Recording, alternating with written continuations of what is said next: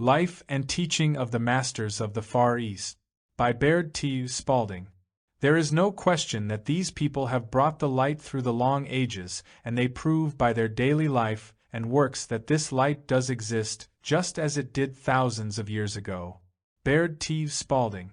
Life and Teaching of the Masters of the Far East. Volume 1, Forward. In presenting the life and teaching of the Masters of the Far East, I wish to state that I was one of a research party of 11 persons that visited the Far East in 1894.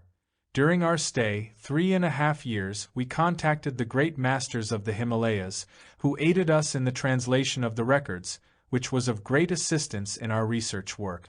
They permitted us to enter into their lives intimately, and we were thus able to see the actual working of the great law as demonstrated by them. We call them masters, which is merely our name for them. One living the life described herein is entitled to reverence and consideration as a master. Records and manuscripts, our actual experience with the masters, were preserved. Personally, at that time, I thought the world was not ready for this message. I was an independent member of the research party, and I am now publishing my notes under the title Life and Teaching of the Masters of the Far East, with the thought that the reader may accept or reject as he wishes. This book, which will be followed by others of the Sun series, gives the first year's experience of the expedition in relation to the Masters. It includes their teaching, which was taken by us stenographically at the time, with their permission and approved by them. The Masters accept that Buddha represents the way to enlightenment, but they clearly set forth that Christ is enlightenment, or a state of consciousness for which we are all seeking, the Christ light of every individual, therefore the light of every child that is born into the world. Signed, Baird T. Spalding. Chapter 1. We had been in India about 2 years, doing regular routine research work, when I met the master known in these writings as Emile. While walking along a street in the city where we were staying, my attention was attracted to a crowd. I saw the center of interest was one of the street magicians, or fakirs, that are so common in that country. As I stood there I noticed beside me an elderly man who was not of the same caste as those about him. He looked at me and asked if I had been long in India. I replied, "About 2 years." He asked, "Are you English?" I answered, "American." I was surprised and very much interested to find one who spoke English. I asked him what he thought of the performance then going on. He answered, "Oh, it is a common occurrence in India. These fellows are called fakirs, magicians, and hypnotists. They are all the name implies, but underneath it all is a deeper spiritual meaning that few discern, and good will come of it some day. It is but the shadow of the thing from which it sprang. It has caused a great deal of comment, and those commenting upon it seem never to have reached the true meaning, for there certainly is a truth underneath it all." Here we parted, and I saw him only occasionally during the next 4 months. Our expedition was confronted by a problem which gave us a great deal of trouble. In the midst of our worries I again met Emile. Immediately he asked what was bothering me and began talking about our problem. I wondered at this, for I felt that none of our party had mentioned it outside of our little circle. His familiarity with the situation was such that I felt the whole matter was known to him. He explained that he had a certain insight into the affair, and that he would endeavor to help. Within a day or two the matter was cleared up, leaving us without a problem. We wondered at this but, with other things to occupy our time, soon forgot. As other problems came up it became a habit with me to talk them over with Emile. It seemed that as soon as I discussed our troubles with him, they would cease to exist. My associates had met and talked with Emile, but I had said little to them about him. By this time I had read a number of books on Hindu lore, selected by Emile, and I was fully convinced that he was one of the adepts. My curiosity was keenly aroused, and I was becoming more deeply interested each day. One Sunday afternoon Emile and I were walking in a field when he called my attention to a pigeon circling overhead and casually remarked that the bird was looking for him. He stood perfectly still, and in a few moments the bird alighted upon his outstretched arm. He said the bird has a message from his brother in the north. This proved to be a fellow worker who had not reached the attainment whereby he could communicate directly, so he took this means. We later found that the masters are able to communicate with each other instantly by thought transference or, as they call it, a force much more subtle than either electricity or wireless. I then began to ask questions, and Emile showed me that he was able to call the birds to him and direct their flight while they were in the air, that the flowers and trees would nod to him, that the wild animals would come to him fearlessly. He parted two jackals that were fighting over the body of a smaller animal that they had killed and were feeding upon. When he approached them, they stopped fighting and put their heads in his outstretched hands in perfect trust, then resumed their meal in quiet. He even gave me one of the young wild creatures to hold in my hands. He then said to me, "This is not the mortal self, the self you see, that is able to do these things. It is a truer, deeper self. It is what you know as God, God within me, God the omnipotent one working through me that does these things. Of myself, the mortal self, I can do nothing. It is only when I get rid of the outer entirely and let the actual, the I am, speak and work and let the great love of God come forth that I can do these things that you have seen. When you let the love of God pour through you to all things, nothing fears you and no harm can befall you." Every day during this time I had lessons with Emile. He would suddenly appear in my room, even if I had taken special care to lock the door before retiring. At first his appearance at will disturbed me, but I soon saw that he took it for granted that I understood. I became accustomed to his ways and left my door open so that he could come and go as he pleased. This confidence seemed to please him. I could not understand all his teachings and I could not accept them fully, nor was I able, with all I saw while in the East, to fully accept at the time.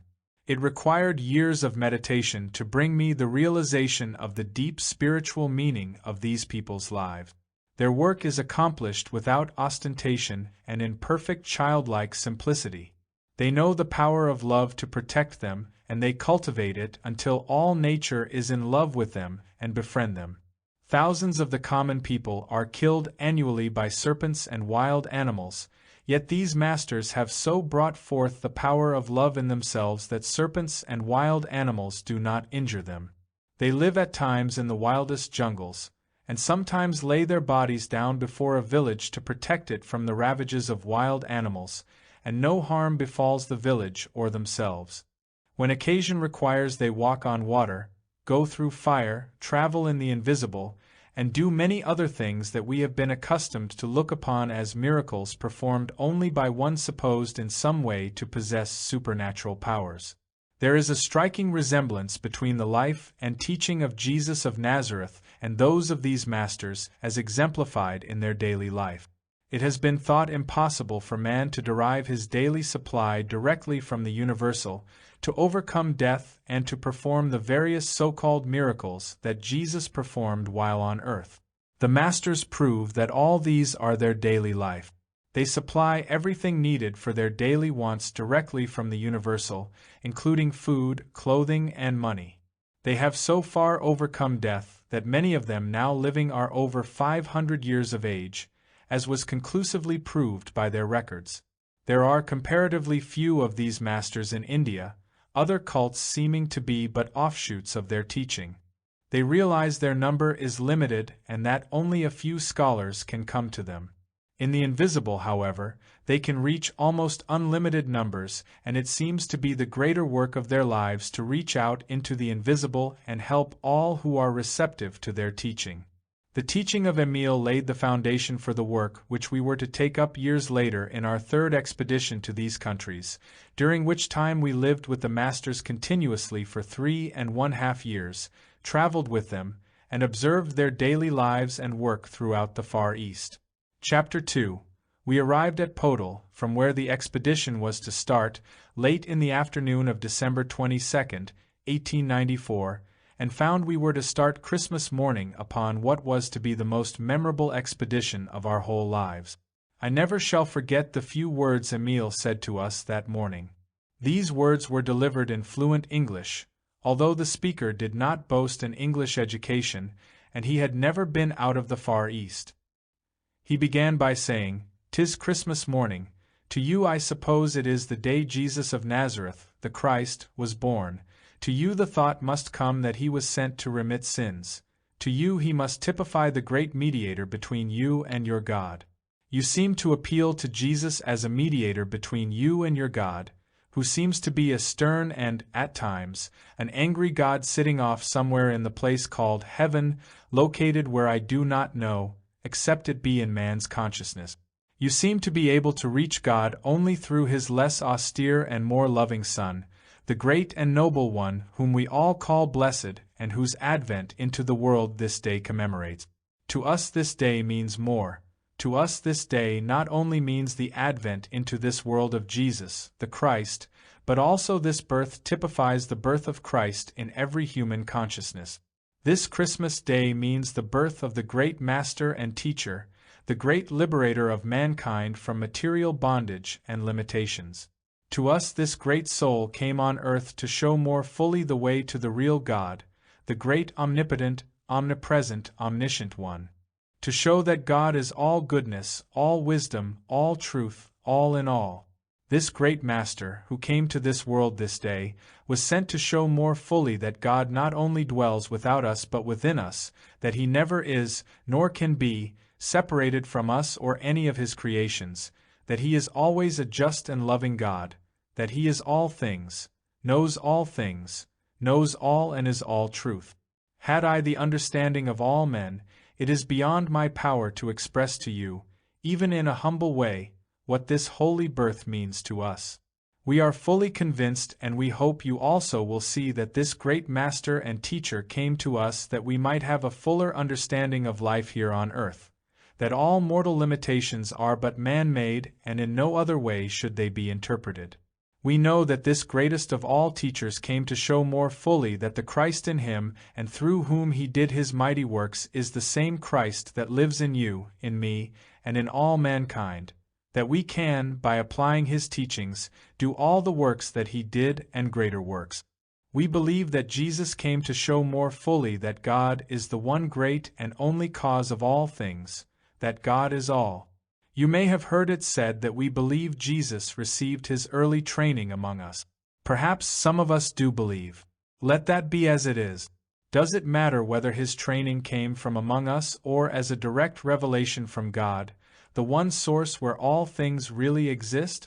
For when an idea from God-mind has been contacted by one man and sent out through the spoken word, cannot one, or all, again contact that thought in the universal?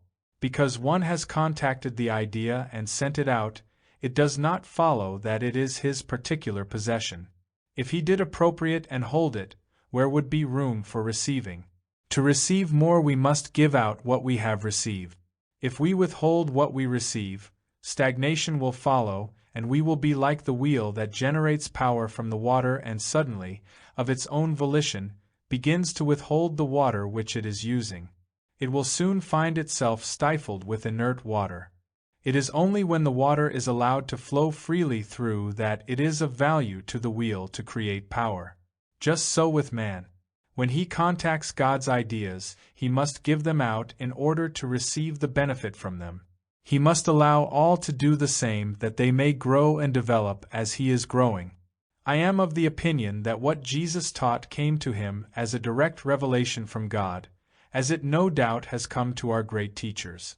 Are not all things of God, and whatever one human being can do, cannot all do? We believe you will be convinced that God is ever willing and ready to reveal himself to all men as he has revealed himself to Jesus and others. The only requisite necessary is for each one to be willing to let God come forth. We believe, with all sincerity, that all are created equal, that all men are one man, that the mighty works done by Jesus can and will be done by all. You will see there is nothing mysterious about these works. The mystery is only in man's mortal concept of them. We fully realize you have come to us with minds more or less skeptical. We trust you will live with us and know us as we really are. Our work and the results accomplished, we leave you to accept or reject as you will. Chapter 3. Emile sent us away with a few remarks in which he said, "You are about to start on your expedition with these two men, Jast and Nepro, to accompany you. As you travel it will take about 5 days to journey to your next important stopping place, about 90 miles distant. I will tarry here for a time because it will not be necessary for me to consume that time to cover the distance, but I will be there to greet you. I wish to ask that you leave one of your party here, in order to make observations and corroborate what may happen. In this way, time will be saved and he will be able to join the expedition not later than 10 days hence. We simply ask him to watch and report what he sees." We started with Jast and Nepro in charge of the expedition, and I wish to say that more businesslike arrangements could not well be imagined.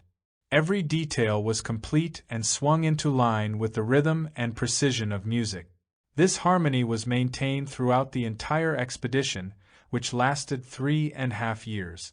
We arrived at the appointed village about 4 o'clock of the 5th day, and there was Emile to greet us, as he had agreed. Can you imagine our amazement? We were quite certain we had come by the only traveled route and by the swiftest mode of locomotion in that country, except as the couriers goes. They travel in relays and go night and day. Here was a man well advanced in years, as we thought, and one we felt would in no wise be able to negotiate a journey of 90 miles in less time than it required us to do the same. Yet, here he was. Of course we all tried to ask questions at once and were eager to hear. These were his words: "I said when you departed that I would be here to greet you. I am here. I wish to call your attention more fully to the fact that man in his right domain is limitless, knows no limit of time or space. Man, when he knows himself, is not obliged to toil wearily along for 5 days to accomplish 90 miles. Man in his right estate can accomplish any distance, it matters not the magnitude, instantly. A moment ago I was in the village from which you departed 5 days ago. What you saw as my body still reposes there. Your associate, whom you left in that village, will tell you that, until a few moments before 4 o'clock, I conversed with him, stating that I would go to greet you as you would arrive here about this hour. What you saw as my body is still there and your associate still beholds it, although it is at present inactive. This was done simply to show you that we are able to leave our bodies and greet you at any appointed place, at any specified time. The two who accompanied you could have accomplished the journey as I have. In this way you will more readily realize that we are only ordinary humans of the same source as you, that there is no mystery but that we have developed the powers given all by the Father, the great omnipotent one, more fully than you have. My body will remain where it is until night, then I will bring it here and your associate will proceed on his way here as you did, arriving in due time. After a day's rest we will journey to a small village, 1 day off, where we will tarry 1 night, then return here and meet your associate to see what his report will be. We will assemble this evening in the lodge. In the meantime, farewell." In the evening, after we had assembled, Emile, without opening the door, suddenly appeared in our midst and said, "You have seen me appear in this room, as you would say, by magic. Let me say there is no magic about it. Here is a simple experiment which you can behold. You can see this, consequently you will believe. Kindly gather around so that you can see. We have a small glass of water which one of your number has just brought from the spring. You see that a minute particle of ice is forming in the very center of the water. You see it gather to itself, particle by particle, more ice, until now the whole of the water in the glass is frozen. What has happened? I held the central atoms of the water in the universal until they became formed, or, in other words, I lowered their vibrations until they became ice, and all the other particles formed around them until the whole has become ice. You can apply this to the little glass, the tub, the pond, the lake, the sea, the whole mass of the water of the earth. What would happen? All would be frozen, would it not? To what purpose? None. You ask by what authority? I say by using a perfect law. But in this case, to what end? Nothing, as no good has been accomplished or could be accomplished. Had I gone on determined to carry this out fully, what would have happened? The reaction. To whom? To me. I know the law, and what I express returns to me as truly as I express it. Therefore, I express only the good, and the good returns to me only as good. You can readily see that, had I persisted in the freezing, the cold would have reacted upon me long before I had accomplished the end, and I would, in reaping the harvest of my desire, have been frozen. Whereas, if I express the good, I reap the harvest of my good eternally. My appearance in this room tonight may be explained in this way. In the little room where you left me, I held my body in the universal by raising its vibrations, and it returned to the universal, or, as we say, returning it to the universal where all substance exists. Then, through my I am, my Christ consciousness, I held my body in my mind until its vibrations were lowered and it took form right here in this room, and you could see it. Wherein is there any mystery? Am I not using the power, or the law, given me by the Father through the beloved Son? Is not this Son you and I and all mankind? Wherein lays the mystery? There is none. Consider the faith represented by the mustard seed. It comes to us from the universal through the Christ within, which has already been born within us all. As a minute speck it enters through the Christ, or superconscious mind, the place of receptivity within us. Then it must be carried to the mount or highest within us, the very top of the head. It is held there. We must then allow the Holy Spirit to descend. Now comes the admonition, Thou shalt love the Lord, thy God, with all thy heart, with all thy soul, with all thy strength, and with all thy mind. Think, does the meaning come? Heart, soul, strength, mind. Is there anything to do at this point but to turn it all over to God, the Holy Spirit, and the Holy Spirit in action? This Holy Spirit comes in many ways, perhaps as tiny entities tapping and seeking admittance. We must accept and allow this Holy Spirit to come in and unite with the minute point of light or seed of knowing and revolve around it and adhere to it, just as you saw the particles of ice adhere to the central particle, and it will grow in form particle by particle, circle by circle, just as the ice. Multiply and express that seed of knowing until you are able to say to the mountain of difficulties, Be thou removed and cast into the sea, and it will be done. Call this fourth dimension or what you wish. We call it God in expression, through the Christ in us. It is in this way the Christ was born. Mary, the great mother, perceived the ideal. The ideal was held in mind, and then conceived in the soil of her soul, held for a time there, then brought forth or born as the perfect Christ child, the firstborn, the only begotten, and the Son of God. He was nourished and protected, given the very best of the mother, watched over and cherished until he grew from childhood into manhood. It is thus the Christ comes to all of us, first as an ideal planted in the soil of our soul, the central part where God is, held in mind as the perfect ideal, then brought forth or born as the perfect child, the Christ consciousness. You who have seen what has been accomplished here doubt your own eyes. I do not blame you. I get the thought of hypnotism from the minds of some. My brothers, is there one here who feels that he does not have the power to exercise every God-given faculty that he has seen brought forth tonight? Do you think for a moment that I am in any way controlling your thought or vision? Do you think that I could, if I would, cast a hypnotic spell over any or all of you, for did you not all see? Is it not recorded in your own great book that Jesus entered a room with the doors closed? He just came in as I have done. Do you think for a moment that Jesus, the great master and teacher, needed in any way to hypnotize? He used his own God-given power as I have done tonight. Let me say that I have done nothing but what each one of you can do. Not only you, but every child that is or has been born into this world, or universe, has the same power to do just what you have seen accomplished this night. I wish to get this clearly before your minds. Let me also say that you are individuals, that you are not personalities, that you are free wills, not automatons. Jesus did not need to hypnotize, and we do not need to hypnotize. Doubt us all you wish until you are fully satisfied as to our honesty.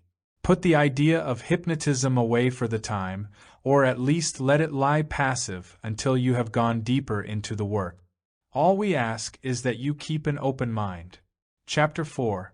We entered the little village of about 200 inhabitants 1/2 hour before sunset, and, when it was known that Jast was with us, I believe every villager, old and young, and every pet and domestic animal came to greet us. While we were the object of more or less curiosity, it was immediately noted that Jast was the center of interest, greeted by all with the utmost reverence. After a few moments he said a word to the villagers, and all but a few returned to their usual duties. Jast turned to us and asked if we wished to go with him while the camp was being prepared for the night. 5 of our party said they were tired after the day's journey and wished to rest. The remainder of us followed Jast and the handful of villagers toward the far side of the clearing that surrounded the village.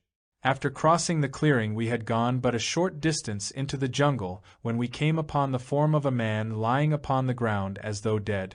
That was our impression at first glance.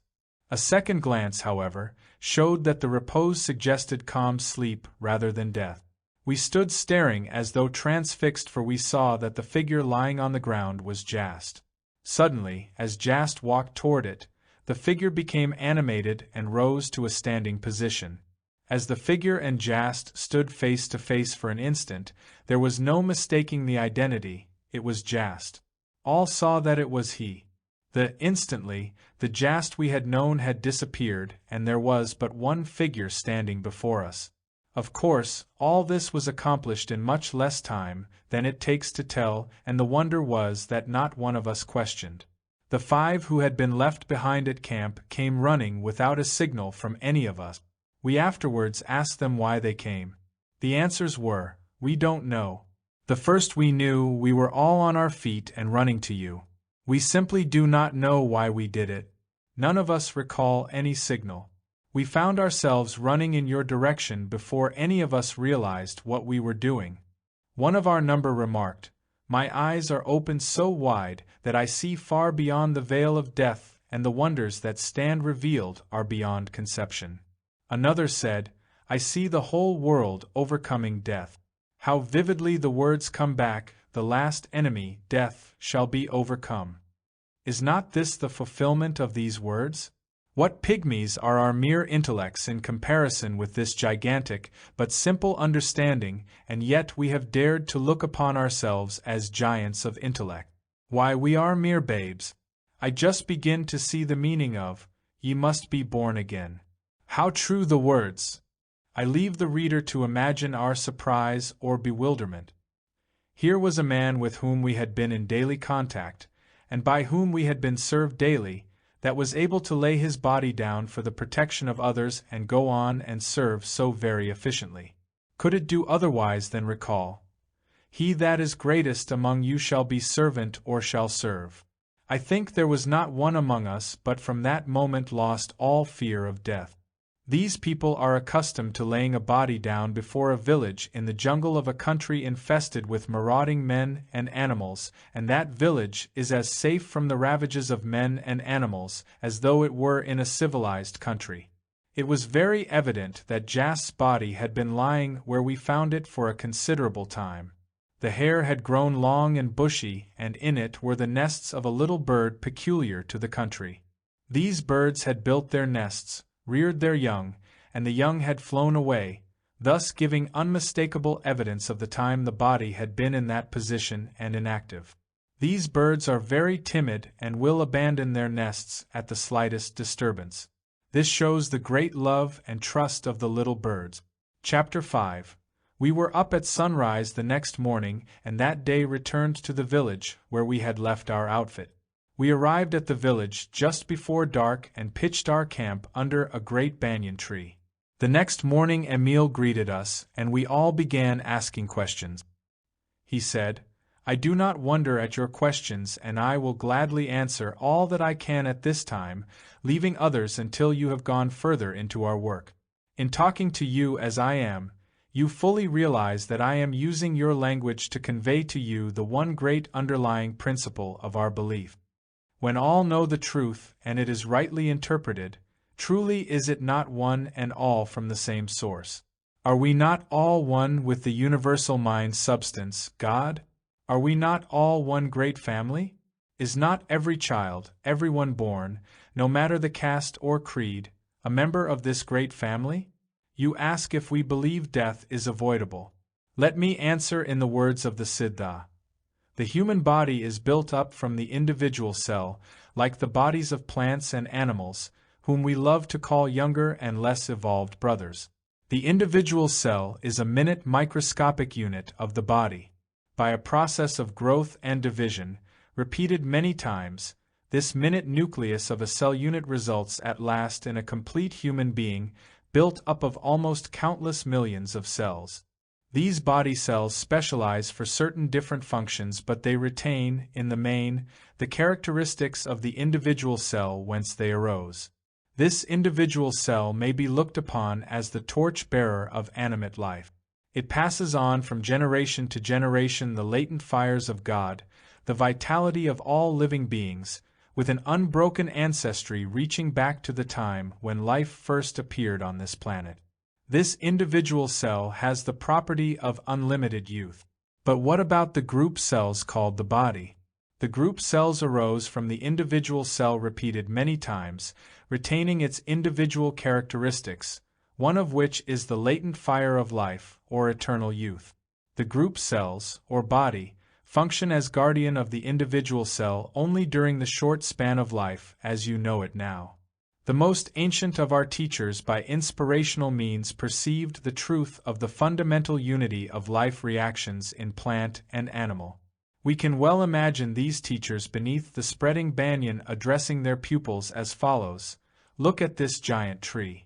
The vital process going on in our brother, this tree, and in ourselves is fundamentally the same. Behold the leaves and the buds at the tips of the oldest banyan, how young they are, young as the seed from which the giants sprang into life. The life reactions of plant and man being alike, man can certainly profit by the experience of the plant. As the leaves and buds at the tips of the branches of the oldest banyan are as young as the seed whence it sprang, even so the group cells in man forming his body need not gradually lose their vitality and die, but may grow young and evergreen as the ovum or individual cell itself. Indeed, there is no reason why your body should not grow as young and vital as the vital seed from which it sprang. The ever-spreading banyan, always a symbol of everlasting life, does not die except through accident. No natural law of decay, no old age process seems to exist within the banyan tree to affect injuriously the vital energy of its cells. The same is true of the human form divine. There is no natural law of death or decay for man, except through accident. No inevitable old age process exists within his body or group cells, nothing that can gradually paralyze the individual. Death is, then, an avoidable accident.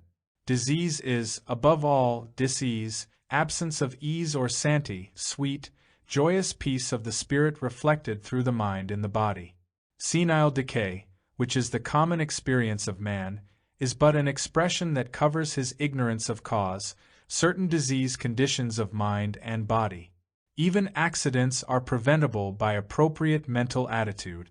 Says the Siddha, the tone of the body may be so preserved that it may naturally resist with ease infectious and other disease, like plague and influenza. The Siddha may swallow germs and never develop disease at all. Remember that youth is God's seed of love planted in the human form divine. Indeed, youth is the divinity within man. Youth is the life spiritual, the life beautiful. It is only life that lives and loves, the one life eternal. Age is unspiritual, mortal, ugly, and unreal. Fear thoughts, pain thoughts, and grief thoughts create the ugliness called old age.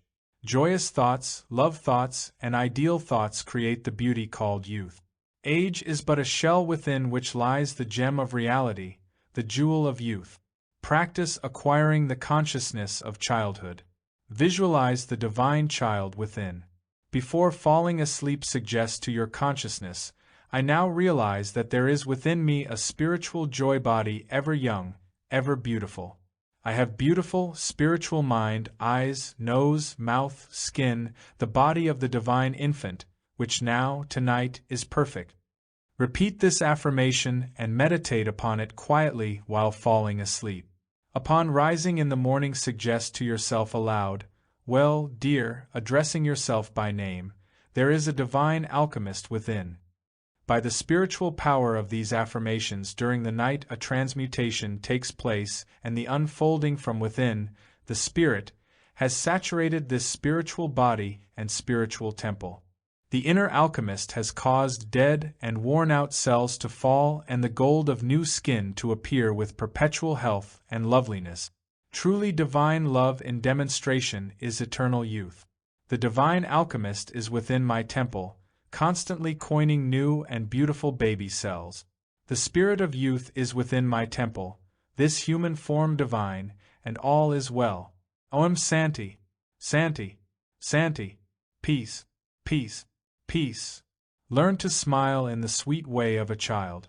A smile from the soul is spiritual relaxation. A real smile is a thing of true beauty, the artistic work of the inner ruler immortal. It is well to affirm, I think a kind thought for all the world. May all the world be happy and blessed.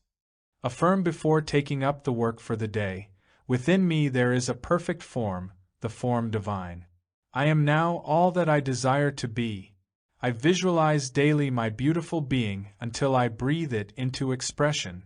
I am a divine child. All my needs are being now and forever supplied. Learn to thrill yourself. Affirm, infinite love fills my mind and thrills my body with its perfect life. Make everything bright and beautiful about you. Cultivate a spirit of humor. Enjoy the sunshine. You understand that I am quoting from the teaching of Siddha. They are the oldest teachers known, and their teaching antedates all history by thousands of years.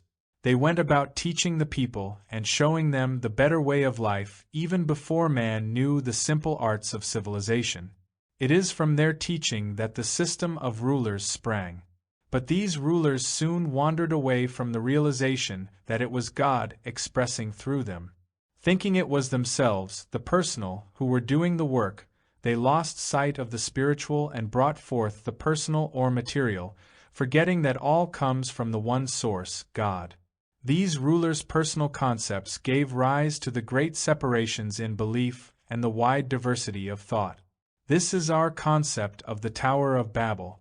The Siddha have preserved throughout the ages the true inspirational methods of God, expressing through mankind and through all His creations, realizing that God is all and that it is God manifesting through all. They have never deviated from this teaching. Thus they have preserved the great fundamental truth. Chapter 6. The man we had left in the village to observe Emile joined us here, and reported that he had conversed with Emile until nearly 4 o'clock of the day. He was to keep his appointment with us. Then Emile said he was about to keep his appointment. His body immediately became inactive, and reposed upon the couch as though asleep. It was in this position until about 7 o'clock in the evening, when it gradually became more indistinct and disappeared. It was at this time in the evening that Emile came to us in the lodge at the little village.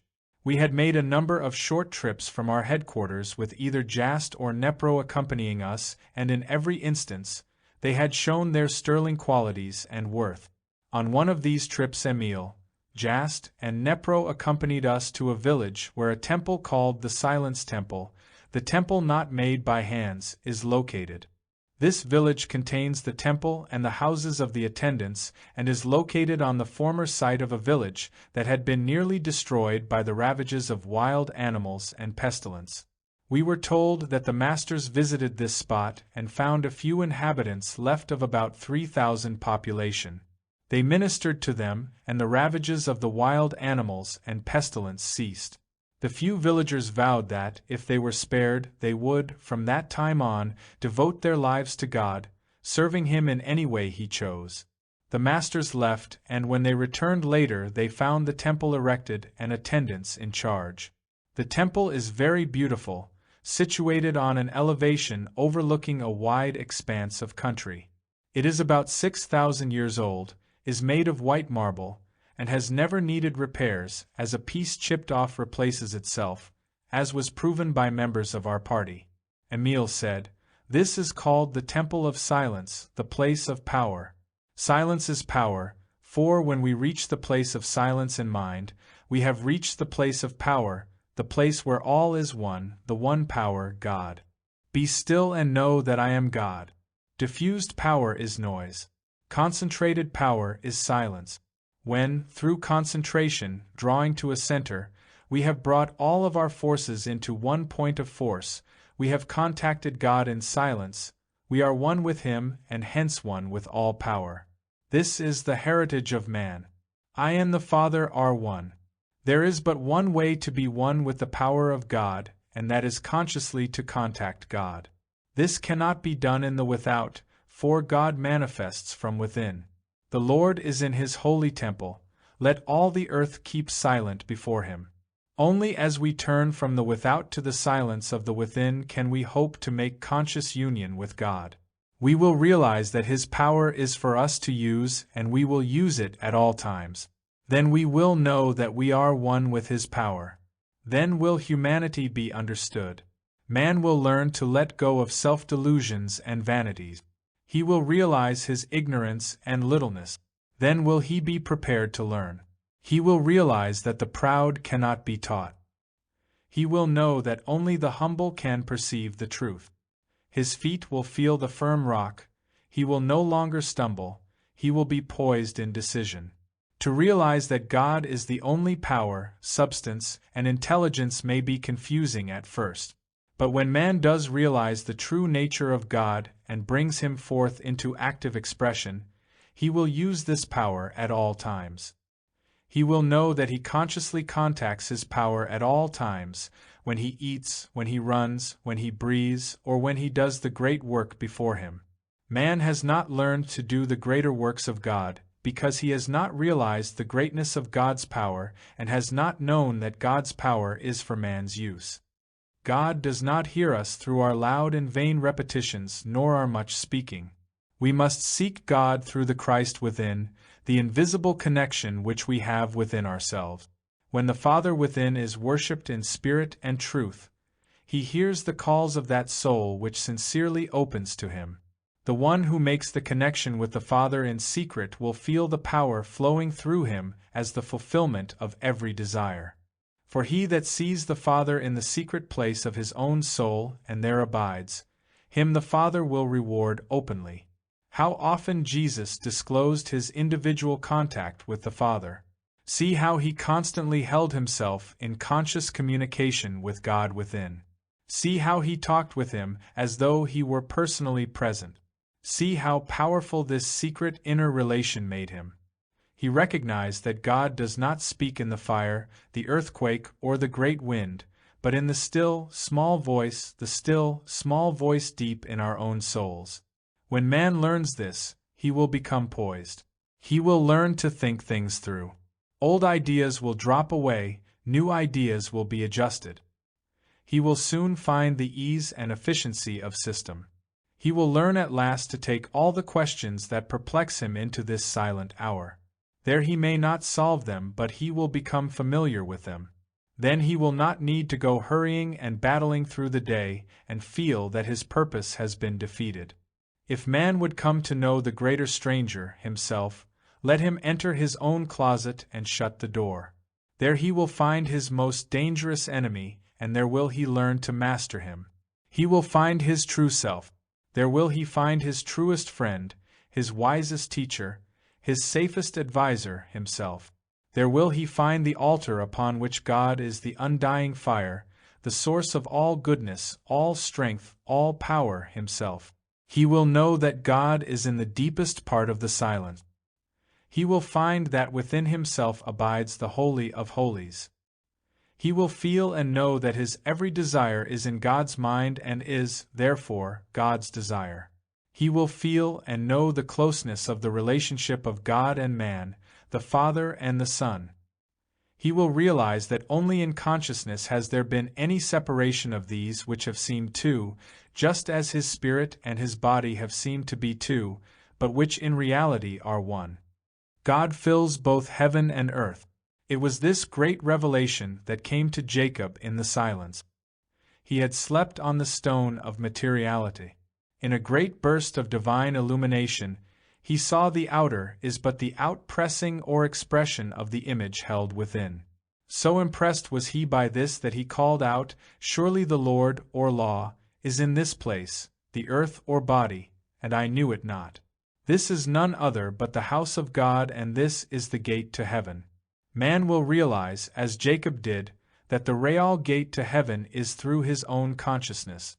It is this ladder of consciousness, revealed in a vision to Jacob, which each of us must climb before we can enter that silent secret place of the Most High and find that we are in the very center of every created thing, one with all things visible and invisible, in and of the omnipresence. In Jacob's vision he was shown the ladder reaching from earth to heaven. He saw the angels of God descending and ascending upon it, God's ideas descending from spirit to form and ascending again. It was the same revelation that came to Jesus when the heavens were opened unto him, and he saw the wonderful law of expression whereby ideas conceived in the divine mind come forth into expression and manifest as form. So perfectly was this law of expression revealed to the Master that at once he saw all form may be transformed, or changed in form, through a change of consciousness in regard to it. His first temptation was to change the form of stones to that of bread to satisfy personal hunger, but with the revelation of this law of expression came the true understanding that stones as well as all other visible forms have come forth from the universal mind substance, God, and are in themselves true expressions of divine mind, and all things desired, not formed, are still in this universal mind substance ready to be created or brought forth to fill every desire. Thus, the need for bread but showed that the substance with which to create bread or any other needed thing is at hand without limitation, and bread can be created from this substance just as well as stones can be created therefrom. Every good desire man has is God's desire. Therefore, there is an unlimited supply in the universal God substance all about us to fill every desire. All we need do is to learn to use what God has already created for us, and this He wills to have us do that we may be free from every limitation and thus be abundantly free. When Jesus said, "I am the door," He meant that the I am in each soul is the door through which the life, power, and substance of the great I am, which is God, comes forth into expression through the individual. This I am has but one mode of expression, and that is through idea, thought, word, and act. This I am God being, which is power, substance, intelligence, is given form by consciousness, and for this reason the Master said, "According to your faith be it unto you," and all things are possible to them that believe. Now we see that God is within the soul as power, substance, and intelligence, or in spiritual terms, wisdom, love, and truth, and is brought out into form or expression through consciousness.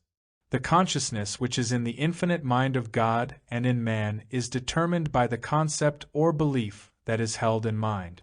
It is the belief in separation from spirit that has caused our forms to age and die. When we see that spirit is all and that form is constantly being expressed from spirit, then shall we understand that that which is born of or brought out of spirit is spirit. The next great truth to be revealed through this consciousness is that each individual, being a concept of the divine mind, is held in that mind as a perfect idea. Not one of us has to conceive himself. We have been perfectly conceived and are always held in the perfect mind of God as perfect beings. By having this realization brought to our consciousness, we can contact the divine mind and so reconceive what God has already conceived for us. This is what Jesus called being born again. It is the great gift the silence has to offer us, For by contacting the God-mind we can think with God-mind and know ourselves as we are in reality rather than as we have thought ourselves to be. We contact God-mind through true thought and so bring forth a true expression, whereas in the past, perhaps through untrue thought, we have brought forth an untrue expression. But, whether the form be perfect or imperfect, the being of the form is perfect God power, substance, and intelligence. It is not the being of the form that we wish to change, but the form that being has assumed.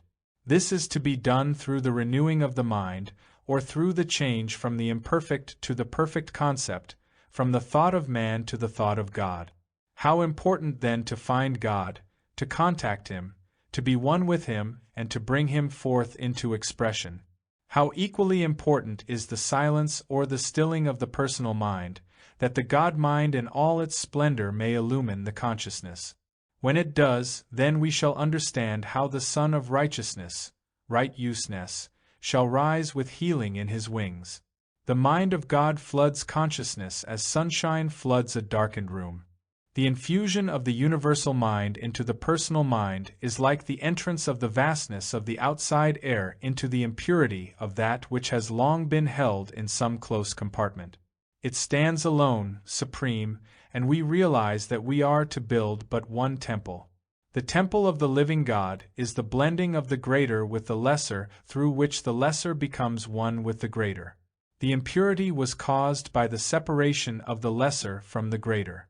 The purity is caused by their union, so that no longer is there a greater and a lesser but just the one good, whole, pure air.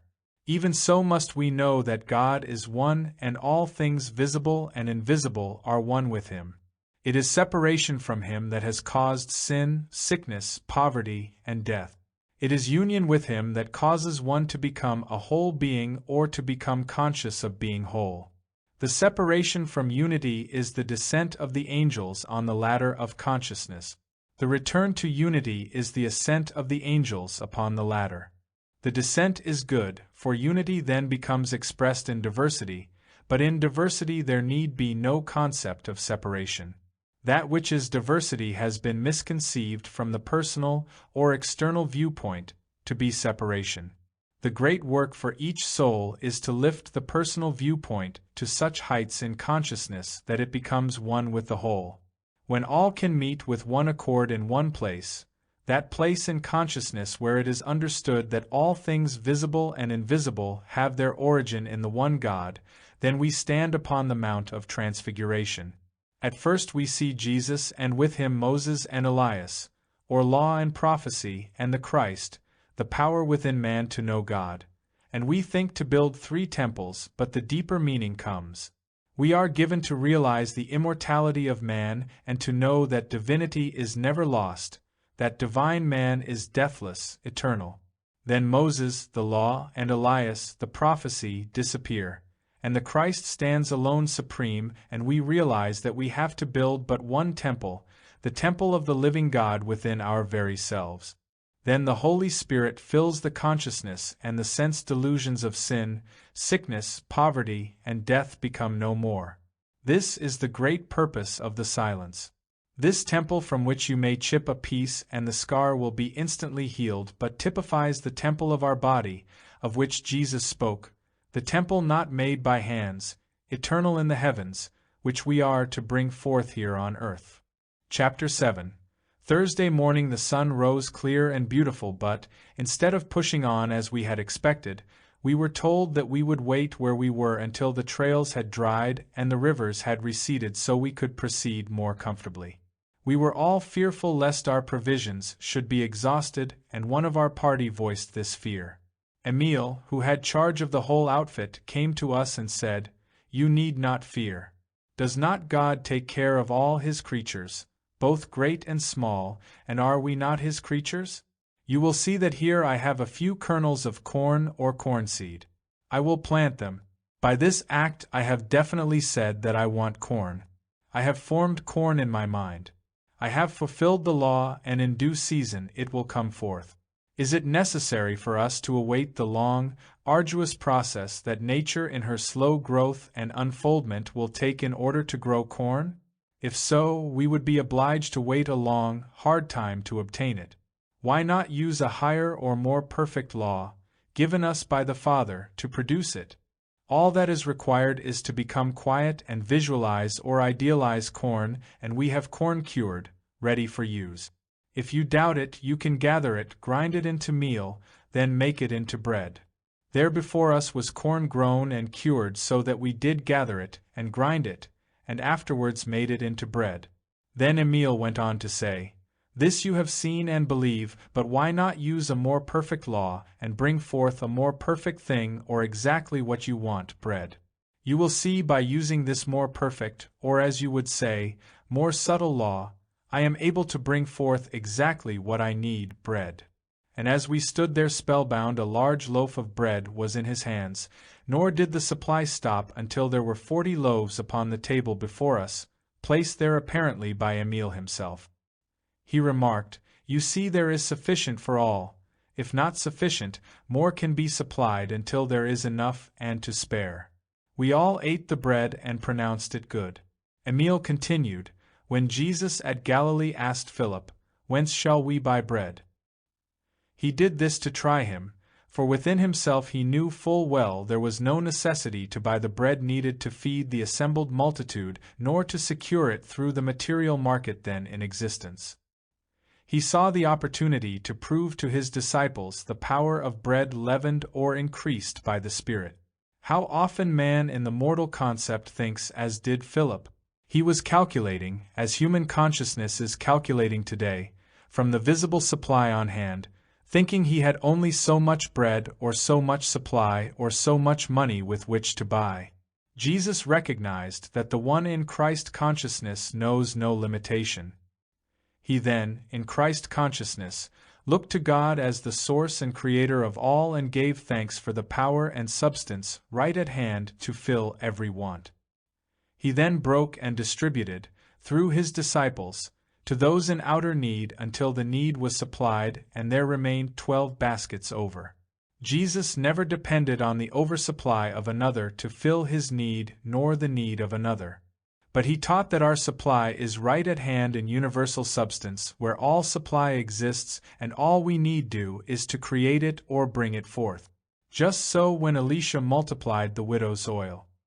He did not apply to someone having an overabundance of oil, for had he done this the supply would have been limited. He contacted the universal, and the only limit to the supply was that all the vessels were filled. The supply could have flowed on until this day had there been vessels to receive it. This is not hypnotism. None of you feel that you are in any way under a hypnotic spell. Let me say that the only hypnotism is the self-hypnotism of believing that each and every one cannot do the perfect works of God, and create the desired condition or thing. For is not the need itself the desire to create? Instead of unfolding and creating as God wills us to create, you fold up in your little shells and say, "I can't," and you hypnotize yourselves into actually believing that you are separate entities apart from God. You simply fall short of your perfect creation or expression. You do not let God express perfectly through you as it is His desire to do. Did not Jesus the great Master say, "The works that I do, ye shall do also, and greater works than these shall ye do"? Was it not Jesus' true mission here on earth to show that we, as sons of God, or man in his true estate, can create as perfectly and as harmoniously as God does? When Jesus commanded the blind man to bathe his eyes in the pool of Siloam, was not this intended to open the eyes of all? All were to see that Jesus was sent by the Father to show us that the Father intended us to create exactly as He creates. All are to do the perfect work as Jesus did by recognizing the Christ in Himself and in all. I can go one step further. This loaf I just received and held in my hand is consumed as though burned by fire. What happened? I misused the perfect law that brought forth my conception and consumed that which I brought forth. Because of my misuse or not using rightly or righteously, the perfect law which is as exact as music or mathematics or any other so-called natural law. If I persisted in the misuse of the perfect law, It would consume not only that which I create but would consume me, the Creator. Is the bread really destroyed? We will admit the form is changed, for, in place of the loaf, we have a small amount of dust or ashes. Has it not in reality been returned to the universal substance from which it sprang? Is it not now in unmanifest form, waiting to be brought again into manifestation? Is this not the way with all forms that go from our sight either by fire or decay or in any other way? Do they not return to the universal substance, God, from which they sprang? Is this not the meaning of what descends from heaven must ascend into heaven? A short time ago you saw ice formed, without any apparent cause, as you perhaps think of it. Let me say that that is the same as creating the bread. I can use the law to obtain ice as well as bread, just as long as I use either as a benefit to mankind, or as long as I am working in living accord with the law, or expressing as God wishes all to express. It is good for all to make bread, or ice, or any and all things desired, and all must press on to the stage at which they can do these things. Can you not see that by using the highest law, the absolute law of God, you may bring forth that which you need or conceive in mind as your highest idea, and thus please God more fully by manifesting more fully, knowing as Jesus did that we are perfect sons of God? Does not this suggest freedom from commercial bondage as well as all other bondage? As I see it, the commercial bondage will, in a few years, become the greatest bondage of all. If it goes on at the rate it is now progressing, it will dominate man, soul and body, and it cannot do otherwise than consume itself and those that are interested in it. There is no question but that the first inception of commercialism was on a high spiritual plane, but materialism was allowed to creep in until the very power used to create is the power that will consume, just as the very power used to create will always consume if not used rightly. Is not the pressing of commercialism and limitations upon us crowding us on to see that we must come up over, or overcome, these conditions? Is not this done by simply realizing that we are to do the perfect works of God, to raise our consciousness to the Christ consciousness? Is not this what Jesus taught us here on earth?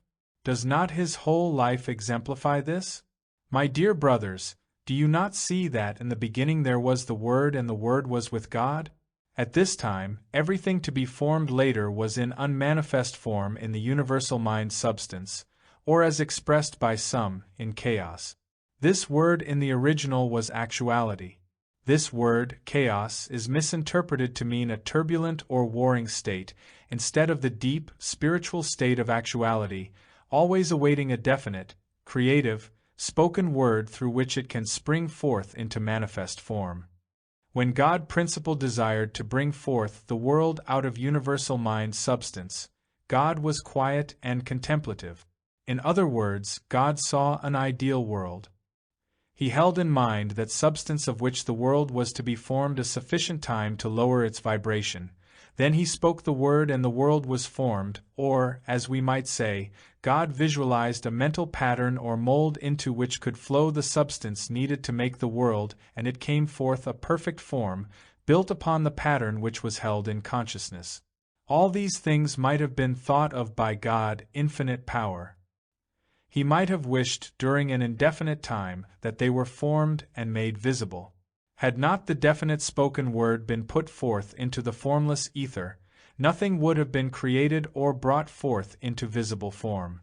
In order to establish in visible results the thought and desires of even an infinite omnipotent Creator and bring orderly forms out of actuality, it took the definite, positive let there be. So must we take the definite step. God is holding the ideal perfect world in mind in every detail, and it is bound to come forth as a heaven or perfect home where all his children, all his creatures, and all his creations may dwell in peace and harmony. This is the perfect world that God saw in the beginning and the one he is thinking into existence right now, and the time of its manifestation lies in our acceptance of it. When we can come to the one place and know that we are all one man, and know that we are all members of God's body, as much as one member of our body is a part of the whole body, then we are in and of God's kingdom, heaven here on earth, now. To make this manifest, realize that there is nothing material in heaven. All is spiritual. Realize that heaven is a perfect state of consciousness, a perfect world here on earth now, and all we need to do is to accept it. It is here all about us, waiting for us to open the inner eye. Through that eye our body shall be made light, the light which is neither of the sun nor moon but of the Father, and the Father is right here in the very innermost part of our being. We must sufficiently realize that there is nothing material, that all is spiritual. Then we must think of that wonderful God-given spiritual world which is right here now if we can realize it. Do you not see that God created all in this way? Did not God first become quiet and contemplative and see the light? Then he said, "Let there be light," and it was so. In the same way he said, "Let there be a firmament," and it was so, and likewise with other creations, he held each form or ideal steadfast in consciousness, then spoke the word, and the ideal was brought forth. Just so with man. God said, "Let us make man in our image, after our likeness, and give him dominion over all." God, all good, created all things good, man the greatest and last, with full dominion over all. Then man saw only good, and all was good until man separated himself from God and saw duality, or two. Then he, by his thought, created two, one good and the other the opposite. For if there were two, they would be opposite, good and evil. Thus evil came through man's perfect power to express or bring forth that which he gazed upon. If man had not seen evil, evil would have been given no power of expression. Only the good would have been expressed, and we would be as perfect as God sees us today. Would not heaven always have been on earth as God sees it, and as we must all see it to make it manifest? Jesus had a perfect right to say that he came from heaven, for did not all come from heaven, the great universal mind substance? Since man was created in the image and likeness of God, did not God give man the power to create exactly as he creates? And does not God expect man to use that power as freely as he uses it, and in exactly the same way?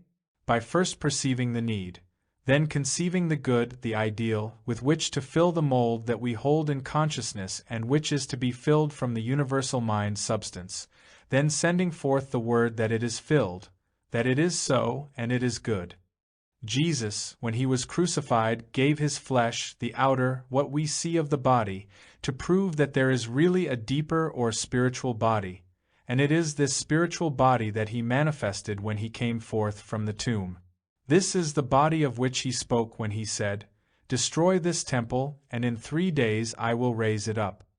He did this to show us we have the same spiritual body, and that we can do all the works he did. There is no question that if Jesus had wished to do so, he could have saved himself. There is no doubt but that he saw there was a great change taking place in his body. He also saw that those about him were not able to see that they also could bring forth the spiritual body, as he was attempting to have them see. They still looked to the personal, and he saw that if he brought forth the spiritual body without some decided change, the people would not be able to discern between the material and the spiritual. So he adopted the way of the crucifixion to bring about the change. Truly is not this the Christ in man, which the great Master, Jesus, whom we all love and reverence, came to show? Did he not unfold his life here on earth to show us the perfect way to God? Can we do other than love this perfect ideal way when we once see it, whether it be planting seed, making bread, or doing the 1,000,001 things necessary to human existence? Are not these acts mere lessons carrying us on to our unfoldment? Some day we are to realize that we are truly sons of God, not servants, that as sons we can and do have all that the Father has and that we can use it just as freely as our Father does. I admit this takes a mighty faith at first, one that usually must be taken step by step and must be practiced faithfully like music or mathematics, until we come to the place of knowing. Then we are grandly, beautifully free. Could there be a better, truer example of this life than that of Jesus? Can you not recognize the power that is in His name, Jesus, the Christ made manifest, or God manifesting through the flesh-man? Jesus came to the place where He relied wholly upon His deep knowledge or understanding of God, and this is how He did His mighty work. He did not rely upon His own will power or upon strong, concentrated thoughts. Neither must we rely upon our own will power nor strong, concentrated thoughts, but upon the will of God. "'Tis not my will, but thine, O God, be done." Will to do the will of God. Do you not think that Jesus willed in all things to do the will of God or to do what God willed Him to do? You will note that very often Jesus is referred to as going into a high mountain. Whether He physically ascended a high mountain or not, I do not know. This I do know, that we must all ascend to the heights, the very highest in consciousness, to receive our illumination. This height means the very top of the head, and there, if the faculty is not developed, we must develop it by spiritual thought. Then from the heart, the love center, we must let love flow forth to balance all, and when this is done the Christ is revealed. The Son of Man perceives that He is the Son of God, the only begotten Son, in whom the Father is well pleased. Then with constant love we must realize this for all. Just stop and think deeply for a moment and realize the countless number of the grains of sand of the seashore, the countless number of drops of water that go to make up the waters of the earth, the countless number of life forms in the waters of the earth. Then realize the countless number of rock particles that are contained in the whole earth, the countless number of trees, plants, flowers, and shrubs upon the earth, the countless number of forms of animal life upon the earth. Realize that all are the outpicturing of the ideal held in the great universal mind of God, that they all contain the one life, the life of God. Then think of the countless number of souls born upon this earth. Then realize that each soul is a perfect outpictured ideal image of God as God sees Himself, that each soul is given the same power, expression, and dominion over all that God Himself has. Do you not think that God wills or wishes man to unfold these godlike or God-given qualities and to do the works that God does through the inheritance given man by the Father, the one great universal mind in all, through all, and above all? Then realize that each person is an expression or pressing out, from the unseen, the Spirit, into visible form, a form through which God loves to express. When we can realize and accept this, we can truly say as Jesus did, "Behold, a Christ is here." It is in this way that He attained His mastery over the worldly or flesh self. He recognized, claimed, and accepted His divinity, then lived the life just as we must do. Chapter 8. After a delay of 8 days, we broke camp on Monday morning and proceeded on our way. The afternoon of the third day out, we came to the bank of a larger river. The stream was about 2,000 feet wide, running bankful, and the current was at least 10 miles per hour. We were told that this stream, in ordinary times, could be crossed at this place without any inconvenience. We decided to camp until morning and observe the rise and fall of the water.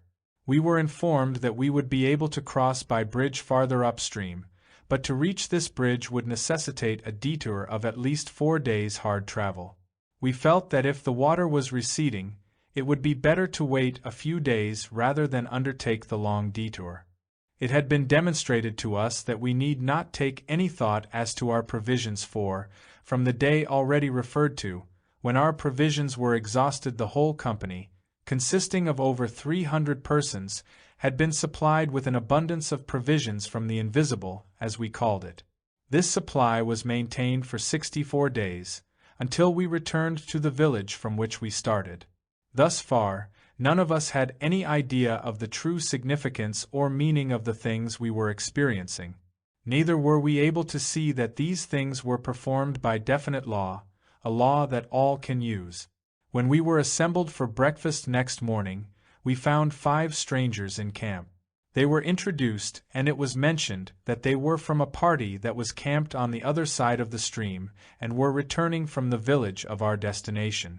We thought very little of this at the time, as we naturally supposed they had found a boat and had crossed in it. One of our party said, "If these people have a boat, why can we not use it to cross the stream?"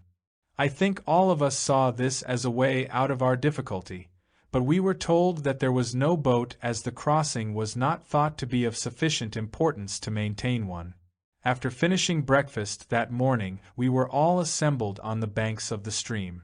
We noticed that Emile, Jast, and Nepro with 4 others of our party were talking with the 5 strangers. Jast came to us and said they would like to cross with the others to the camp on the other side of the stream, as they had decided to wait until the next morning to see if the water showed signs of receding. Of course, our curiosity was aroused, and we thought it rather foolhardy to attempt to swim a stream as swift as the one before us just to make a friendly call upon a neighbor. We felt that swimming was the only way the crossing could be accomplished. When Jast rejoined the group, the 12, fully dressed, walked to the bank of the stream, and with the utmost composure stepped on the water, not into it. I never shall forget my feelings as I saw each of those 12 men step from solid ground upon the running water. I held my breath, expecting, of course, to see them plunge beneath and disappear. I found afterwards that that was the thought of all our party. At the time, I think each of us held his breath until they were all past midstream, so astonished were we to see those 12 men walking calmly across the surface of the stream without the least inconvenience and not sinking below the soles of their sandals. When they stepped from the water to the farther bank, I felt that tons of weight had been lifted off my shoulders, and I believe this was the feeling of every one of our party, judging from the sighs of relief as the last man stepped ashore. It certainly was an experience that words fail to describe. The 7 belonging to our party returned for lunch. While the excitement was not so intense at the second crossing, every one of us breathed more freely when the 7 were safe ashore again. Not one of our party had left the bank of the stream that forenoon. There was very little discussion regarding what we had witnessed, so engrossed were we with our own thoughts. The second day the company was toiling up the steep side of a mountain with the hot sun pouring down upon us when our chief, who had said but little during the last 2 days, suddenly remarked, "Boys, why is it that man is obliged to crawl and grovel over this earth?" We answered in chorus that he had voiced our thoughts exactly. He went on to say, "How is it, if a few are able to do the things we have seen accomplished, that all men cannot accomplish the same things? How is it that man is content to crawl, and not only content to crawl but is obliged to do so? If man was given dominion over all things, he was certainly given power to fly above the birds.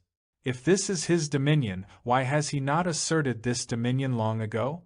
The fault must certainly be in man's own mind. This must all have come about by man's own mortal concept of himself.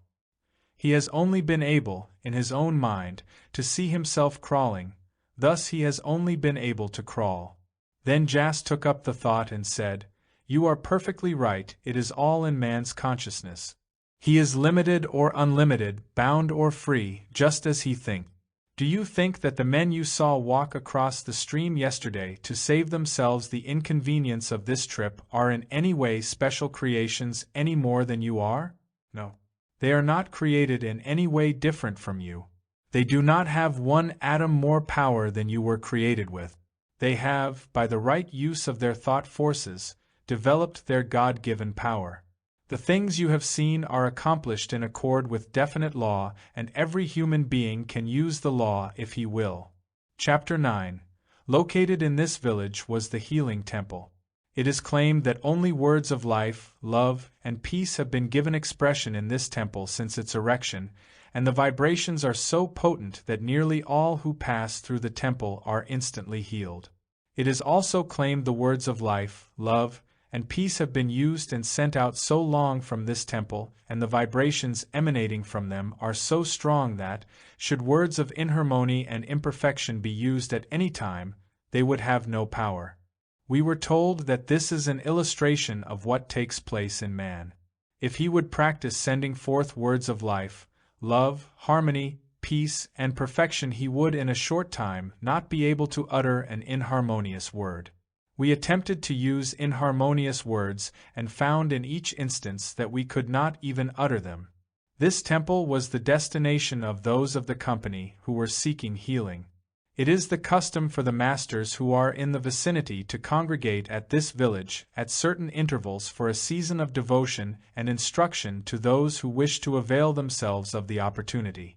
The temple is dedicated entirely to healing and is open to the people at all times. As it is not always possible for the people to reach the masters encourage the people to go to the temple for healing. This is the reason they do not heal those that congregate for the pilgrimages.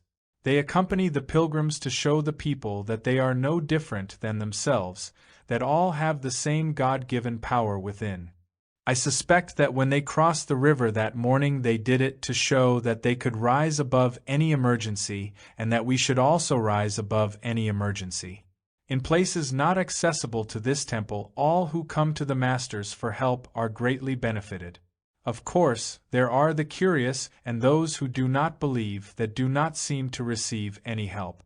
We witnessed a number of assemblages of from 200 to 2,000 people, and all those desiring healing were healed. A great many told us they were healed by declaring silently that they desired to be made whole.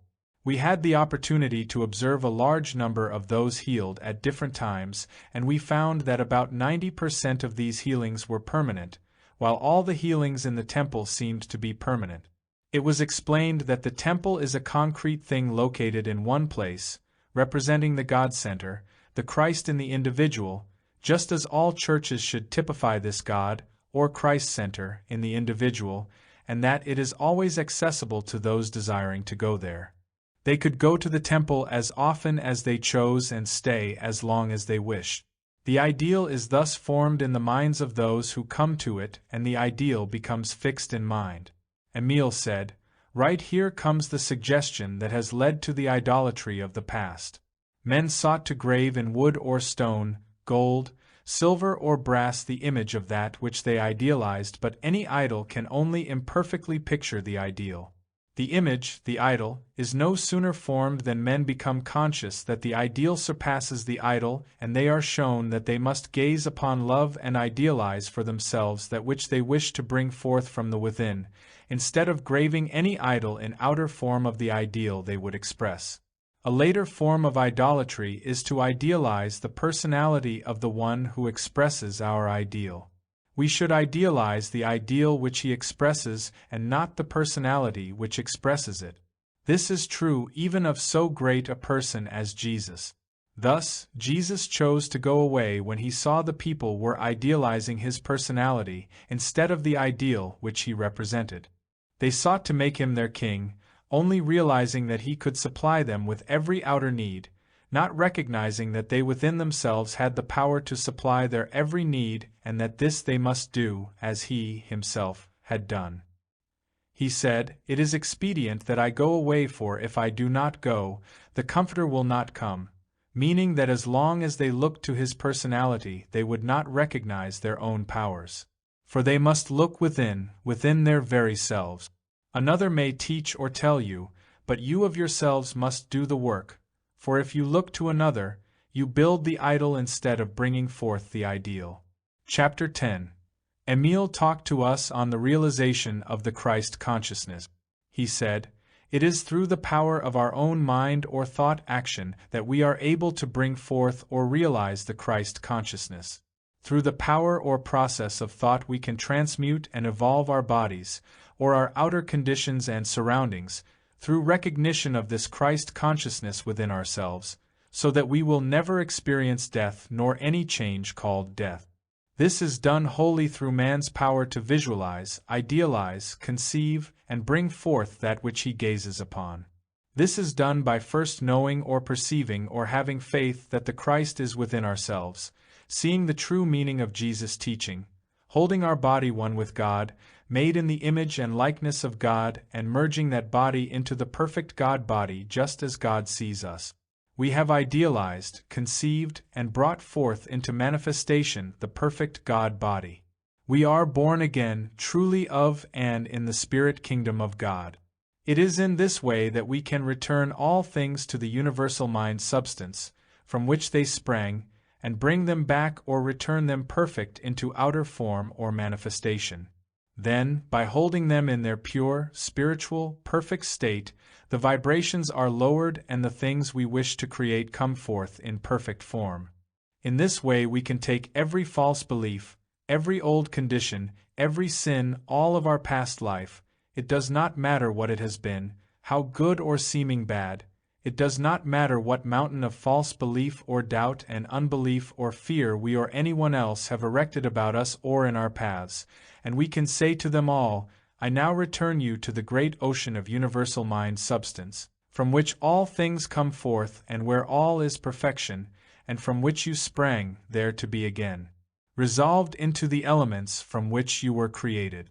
I now return you or bring you back from that pure substance as perfect and pure as God sees you and hold you always in that absolute perfection. We can say to ourselves, I now realize, in the old order of things, that I brought you forth imperfectly and you manifest imperfectly. Realizing the truth, I now bring you forth perfect as God sees you. You are reborn perfect and it is so. We must realize that the inner alchemist, God within, has taken hold of this and has transmuted, refined, and perfected that which seemed imperfect, that which we brought forth and are now returning. We should realize that it is refined, perfected, and transmuted just as our own bodies are refined, perfected, and returned to us as God's body, joyously perfect, beautifully free. Finally, we should realize that this is the perfect Christ consciousness in all and for all. This is hid with Christ in God. The morning of July 4th found us at the summit of the pass. Emile had told us the evening before that he felt we had earned a holiday and that he saw no more fitting time than the 4th to celebrate. At breakfast Emile began by saying, "This is the 4th of July, the day you celebrate the birth of your independence. How fittingly expressive is this day! I feel that all of you must have more or less confidence in us. Therefore, I am going to speak freely. In a few days we shall be able to prove to you conclusively that the statements I am making are true. We love to call your country America, and all of its inhabitants Americans. You will never know the joy these few moments bring to me, on this day of such import, to be able to talk with you and see eye to eye with a small group of Americans who were, with one exception, born in that great land. Let me say that it has been the privilege of some of us to have beheld your country long before Columbus started on the memorable expedition. There had been other attempts at discovery, but they had come to naught. Why? Simply because of the absence of that one God-given quality, faith. The one who had the courage and faith to see and carry out the vision had not yet awakened. The moment that soul awoke to the realization that the earth was round and there must be land on the other side equal to that already known, we could see that another great historical epoch had begun to unfold. Who but the great omnipotent one, who sees all things, could have awakened that little grain of faith in the soul of Columbus? What were his first words as he stood before the Queen that day, not recognizing the higher power? Dear Queen, I am firmly convinced that the earth is round and I wish to sail forth and prove it. I do not know whether you recognize it, but those words were God-inspired and Columbus was recognized as one who had the determination to carry out what he undertook. Then the long sequence of events started to unfold which was shown us years before, not in its entirety, but enough so that we have been able to follow. Of course we dreamed of the almost unbelievable wonders to be accomplished and recorded in the seemingly short span of years has passed, but those of us that have been privileged to live through it now fully realize that far greater wonders are in store for your great nation. We feel that the time has come for your nation to awaken to its true spiritual import, and we wish to do all we can to help you to this realization. It appears that their interest in us was prompted by their great desire to have America accept the Christ consciousness and realize her possibilities. They know that her inception was truly spiritual, and through that fact she is destined to be a leader in the spiritual development of the world. Chapter 11. After the meal was finished and we were sitting around the table, one of our party asked how the room was warmed. Emile said, "The warmth that you feel in this room comes from a force that we are all able to contact and use. This force or power is higher than any of your mechanical force or power, but can be contacted by man and used as light, heat, and power even to the driving of all mechanical appliances. It is what we call a universal force. If you were to contact and use this force, you would call it perpetual motion. We call it universal power, God power, supplied by the Father to work for all His children. It will turn and move every mechanical device, furnish transportation without the consumption of fuel in any way, and will also furnish light and heat. It is everywhere present without money or price, and can be contacted and used by all." One of our party asked if the food had been prepared by this force. We were told that the food came prepared as we had eaten it, direct from the universal, just the same as the bread and the other provisions had been supplied heretofore. We were then invited by Emile to accompany the group to their home, about 200 miles distant, where we would meet Emile's mother. He went on to say, "My mother is one who has so perfected her body that she was able to take it with her and go on and receive the highest teachings. Therefore she is living in the invisible at all times. She is doing this from choice as she wishes to receive the highest, and by receiving the highest teaching she is able to greatly assist us.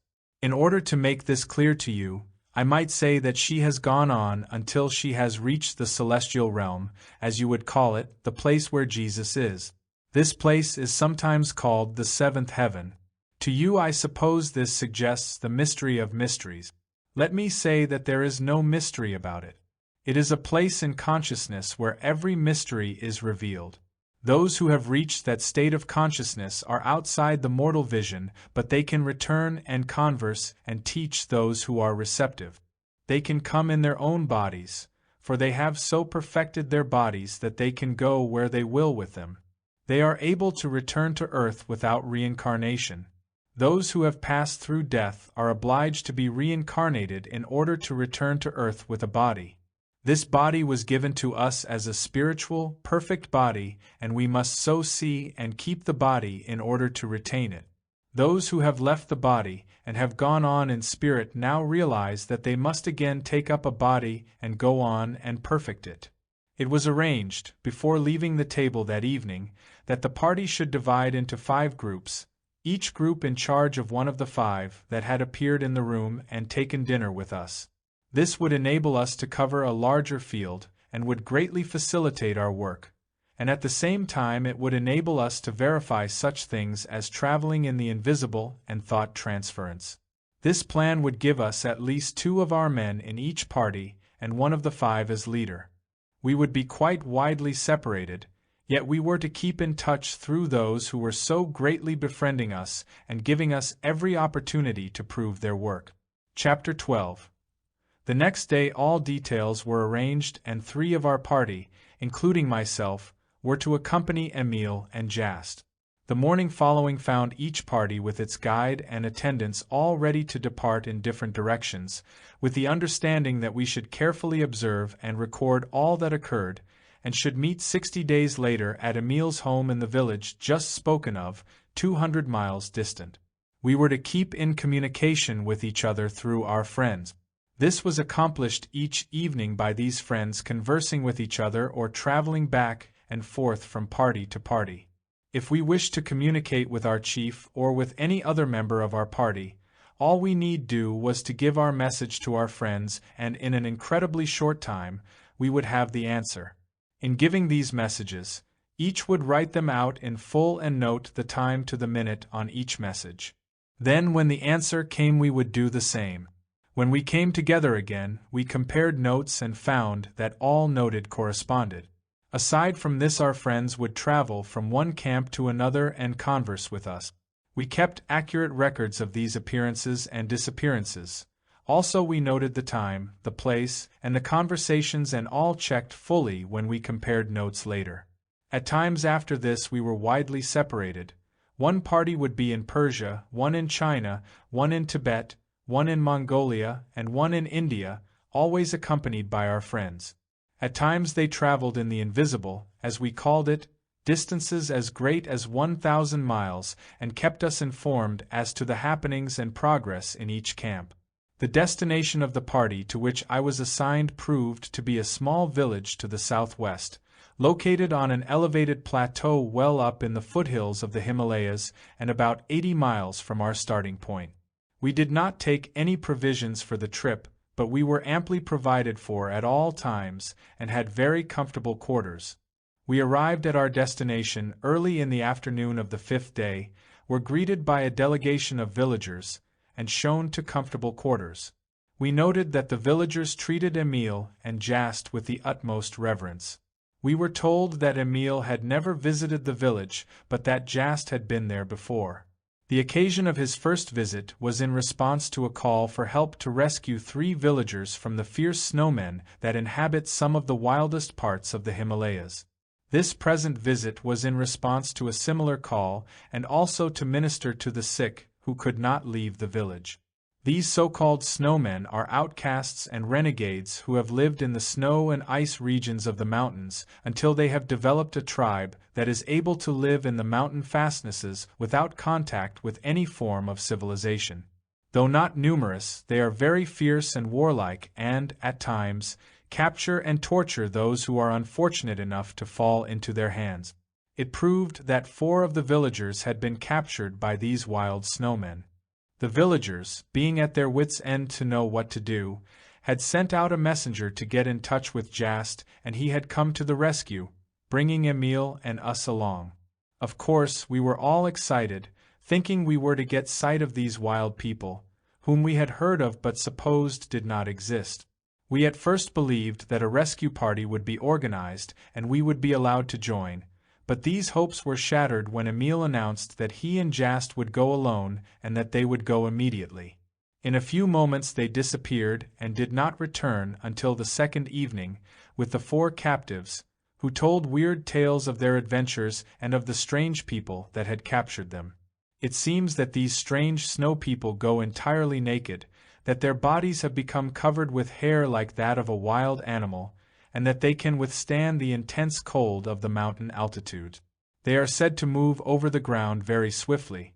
In fact, it is claimed that they are able to pursue and capture the wild animals that live in the region that they inhabit.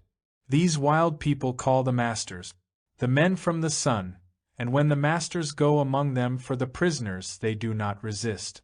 We were also told that the masters had made a number of attempts to reach these wild people, but these attempts had come to naught because of the fear in which the people held them. It is said that if the masters do go among them, the snowmen will not eat or sleep, but stay in the open night and day, so great is their fear. These people have lost all contact with civilization, even forgetting that they had ever contacted other races or that they are the descendants from them. So far have they separated themselves from others. We were able to get Emile and Jast to say but little about this strange wild tribe, nor could we influence them to take us to them. When we questioned, the only comment was, "They are God's children, the same as we are, only they have lived so long in hatred and fear of their fellow men, and they have so developed the hatred and fear faculty that they have isolated themselves from their fellow men to such an extent that they have completely forgotten they are descendants of the human family, and think themselves the wild creatures they appear to be. They have gone on in this way until they have even lost the instinct of the wild creatures, for the wild creature knows by instinct when a human being loves it, and it will respond to that love. All we can say is that man brings forth that which he gazes upon and separates himself from God and man, and in this way he can go lower than the animal. It would serve no purpose to take you among them. It would, instead, harm those people. We are in hopes some day to find someone among them who will be receptive to our teaching and in this way reach them all." Chapter 13. We prepared to return to the village where we had left my associate. I found that Emile and Jast wished to go to another small village, located in the valley about 30 miles from where our trail left the valley trail. I suggested that they go and I accompany them. We camped that night at a sheepherder's lodge and were up and started early next morning in order to reach our destination before dark the next day. As we were walking, we were not able to use horses on the trip to the temple and so had left them at the village. About 10 o'clock that morning there came on a heavy electric storm, and it looked as if there would be a downpour, but no rain fell. The country through which we were passing was quite heavily, thick, dry grass. The country seemed exceptionally dry. The lightning ignited the grass in a number of places, and before we knew it, we were virtually surrounded by a forest fire. In a few moments this fire was raging like mad, and closing in upon us from 3 sides with the swiftness of an express train. The smoke was settling down in thick clouds, and I became bewildered and panic-stricken. Emile and Jas seemed cool and collected, and this reassured me somewhat. They said, "There are 2 ways of escape. One is to try to get to the next creek, where there is water flowing through a deep canyon. If we can reach this canyon, which is about 5 miles away, we can in all probability make ourselves safe until the fire has burned itself out. The other way is to go on through the fire with us, if you can trust us to take you through." Instantly all fear left me, as I realized that these men had proved true in all emergencies. Throwing myself, as it were, wholly upon their protection, I stepped between them and we proceeded on our way, which seemed to be in the direction the fire was raging the most. Then immediately it seemed as if a great archway opened before us, and we went on directly through that fire, without the least inconvenience, either from smoke or heat, or from the burning brands strewn along the trail under our feet. There were at least 6 miles of this fire-swept area that we passed through. It seemed to me as if we were as calmly walking along that trail as though there were no fire raging around. This went on until we crossed a small stream, and then were out of the fire. While we were going through the fire, Emile said to me, "Can you not see how easy it is to use God's higher law to replace a lower one when you really need the higher? We have now raised the vibrations of our bodies to a higher vibration than that of the fire, and the fire does not harm us. If senses mortal could see us now, they would think we had disappeared, when in reality our identity is as it has always been. In reality we actually see no difference. It is the concept of the mortal senses that loses contact with us. Could they see us as we are, no doubt they would think we had ascended.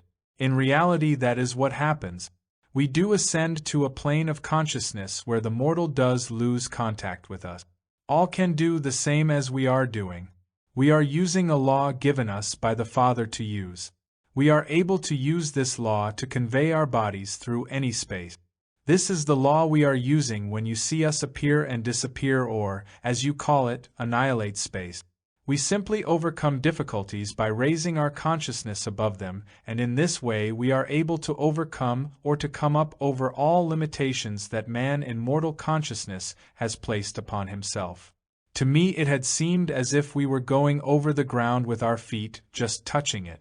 When we were safe across the stream, out of the fire, my first impression was that I had awakened from a deep sleep and had dreamed this, but I gradually awoke to the realization of it all, and the real meaning of it began to dawn upon my consciousness.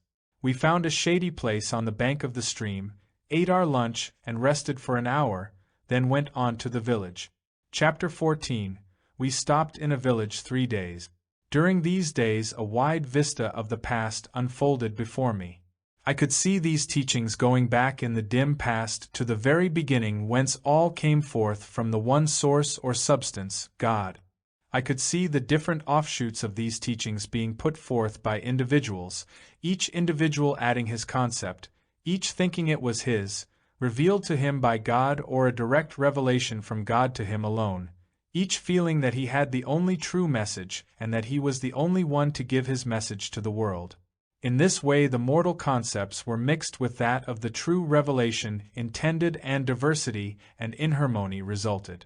Then I could see these people, the masters, standing firmly on the rock of true spirituality, perceiving that man is truly immortal, sinless, deathless, unchanging, eternal, the image and likeness of God. It seemed to me that further research must prove that those great people have preserved and handed this truth down the long ages in its unadulterated state. They do not claim to have all there is to give, nor do they ask anyone to accept anything, unless they can prove the words themselves and do the work the masters do. They do not claim any authority save the actual works they do. Quite a number of the people from the surrounding country had congregated at the village for healing, as couriers had gone out with the tidings of the rescue of the 4 who had been captured by the snowmen. We stopped over the next day and attended the assembly and saw some remarkable cures. One young woman, about 20 years of age, who had had her feet frozen the previous winter, had them restored. We could actually see the flesh grow until they were normal, and she walked with perfect ease. 2 blind people had their sight restored. One of them, we were told, was born blind. There were a number of minor cases healed. After the assembly we asked Emile whether there were many converts. He said a great many were really helped, and in that way their interest was aroused. They would for a time become workers, but the greater part of them soon fell back into their old ways of living, as they found it would be too much exertion to take up the work in earnest. The people nearly all live an easy, carefree life, and there seems to be about 1% of those that profess to believe that are really in earnest. The rest depend entirely upon others to help them when they get into trouble. Right here is where a great deal of their trouble lies. The masters say they can assist every one that really desires help, but they cannot actually do the work for anyone. They can tell others of the abundance in store for them, but, to be actually one with an of the abundance, each individual must accept and prove it for himself by actually knowing and doing the works. Chapter 15. We had been seated but a few moments when a man whom we judged to be about 35 appeared suddenly in the room. He was introduced to us, and all shook hands with him. We were all spellbound at his appearance, for we had imagined that he would be very old. He was above the medium height, with rugged features, but the kindliest face I had ever looked upon. There was strength of character back of every move. His whole being emanated a light that was beyond our power of comprehension. Before we were seated, Emile, Jast, and the 2 strangers clasped hands in the center of the room and stood in perfect silence for a few moments. Then all were seated, and the one who had appeared in the room so suddenly began by saying, "You have asked for this interview in order to get a better understanding of the documents that have been read and interpreted for you. I will say that these records were made and kept by me, and those referring to that great soul, John the Baptist, which seemed to surprise you so greatly, are actual occurrences of the time he was with us here. These records show that he was a man of wide knowledge and wonderful intellect. He perceived that our teaching was true, but he apparently never came to the actual realization, for, had he done so, he would never have seen death. I have sat in this room and heard John and my father converse, and it was here that he received much of his teaching. It was here that father passed on and took his body with him, and John beheld his passing. There are none of my family on father's or mother's side that have not taken their bodies with them in passing. This passing means the perfecting of the body spiritually until one becomes so conscious of the deep spiritual meaning of life or God that one sees life as God sees it. Then one is privileged to receive the highest teaching, and from this realm one is able to help all. We never descend from this realm, for those who have reached this place never wish to descend. They know that life is all progress, a going forward. There is no turning back, and none wish to do so. All are reaching out to help those that are striving for more light, and the messages that we are continually sending out into the universal are being interpreted by God's children who are receptive in every part of the earth today. This is the prime object of reaching this realm or state of consciousness, for we are able to help all in some way. We can and do talk with and instruct those who are receptive and who raise their consciousness, either through their own efforts or the assistance of another. Another cannot do the work for you, nor can another carry you along indefinitely. You must decide to do the work for yourself, then do it. Then you are free and self-reliant. When all come into the consciousness, as Jesus did, that the body is a spiritual body and indestructible, and hold themselves in this consciousness, then we shall be able to communicate with all and give out the teaching we have received to a greater number. We are privileged to know that all can accomplish all that we have accomplished and, thereby, solve every problem of life. And that which has been looked upon as difficult and mysterious will be found simple. I do not seem any different to you from any other man that you meet every day, neither do I see any difference in you. We said we thought we could see something far finer in him. He answered, that is only the mortal as compared with the immortal of man. If you would only look for the God quality and not make any comparison, you would see every human being as you see me. Or by looking for the Christ in every face you would bring forth that Christ or God quality in all. We make no comparisons. We see only the Christ or God quality in all at all times, and in that way we are out of your vision. We see perfection or have perfect vision, while you see imperfection or have imperfect vision. Until you are in contact with someone who is able to instruct you, until you can raise your consciousness where you can see and converse with us as you are now doing, our teaching seems only inspirational in nature. It is not inspiration when we are conversing or attempting to converse with one. This is only in the nature of instruction leading to the point where the true inspiration can be received. It is inspiration only when it comes direct from God and you let God express through you, then you are with us. The ideal image of the flower in minutest detail is within the seed and must expand, multiply, unfold, and be wrought into the perfect flower by hourly preparation. When this inner image is complete in minutest detail, the flower comes forth beautiful. Just so God holds the ideal image of every child in mind, the perfect image through which He wishes to express. We can get more out of this ideal way of expression than the flower does if we will but let God express through us in the ideal way He has conceived for us. It is only when we take things into our own hands that the problems and difficulties begin. This is not for one or a few, this is for all. It has been shown us that we are not different from you. It is a difference in understanding, that is all. All the different isms, cults, and creeds, all the different angles of all beliefs, are all good, for they will eventually lead their followers to the realization that underneath all there is a deep factor of actuality that has been missed, a deep something that has not been contacted or they have failed to contact, that which rightly belongs to them, which they can and should rightfully possess. We see it is this very thing that will eventually drive man to possess all. The very fact that man knows there is something to possess, which can be possessed and which he has not, will goad him on until he has it. It is in this way every step in advance is made in all things. The idea is first pressed out from God's into man's consciousness, and he sees there is something ahead if he will but go on. Here man usually blunders and fails to recognize the source from which the idea came, but thinks that it came wholly from within himself.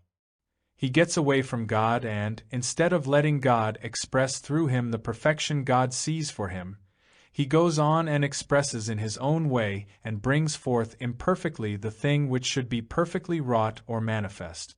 If he should but realize that every idea is a direct, perfect expression from God, and, as soon as this idea comes to him, he would immediately make it his ideal to be expressed from God, then take his mortal hands off and let God express through him the perfect way, this ideal would come forth perfect. Here we must realize that God is above the mortal, and the mortal cannot help in any way. In this way man would learn in a short time to express perfection. The one great thing man must learn is to get forever through and out of the psychic or mind forces and express directly from God, for all psychic forces are created wholly by man, and they are likely to mislead. Chapter 16. Here the talk ended with the understanding that all should meet at breakfast. We were up early next morning and ready for breakfast at 6:30. As we left our lodging, we met our friends going in the same direction, walking along and conversing the same as ordinary mortals. They greeted us, and we voiced our surprise at meeting them in this way.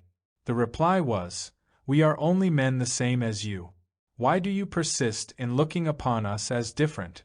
We are in no way different from you, we have only developed our God-given powers to a greater extent than you. We then asked, why can we not do the works that we have seen you do?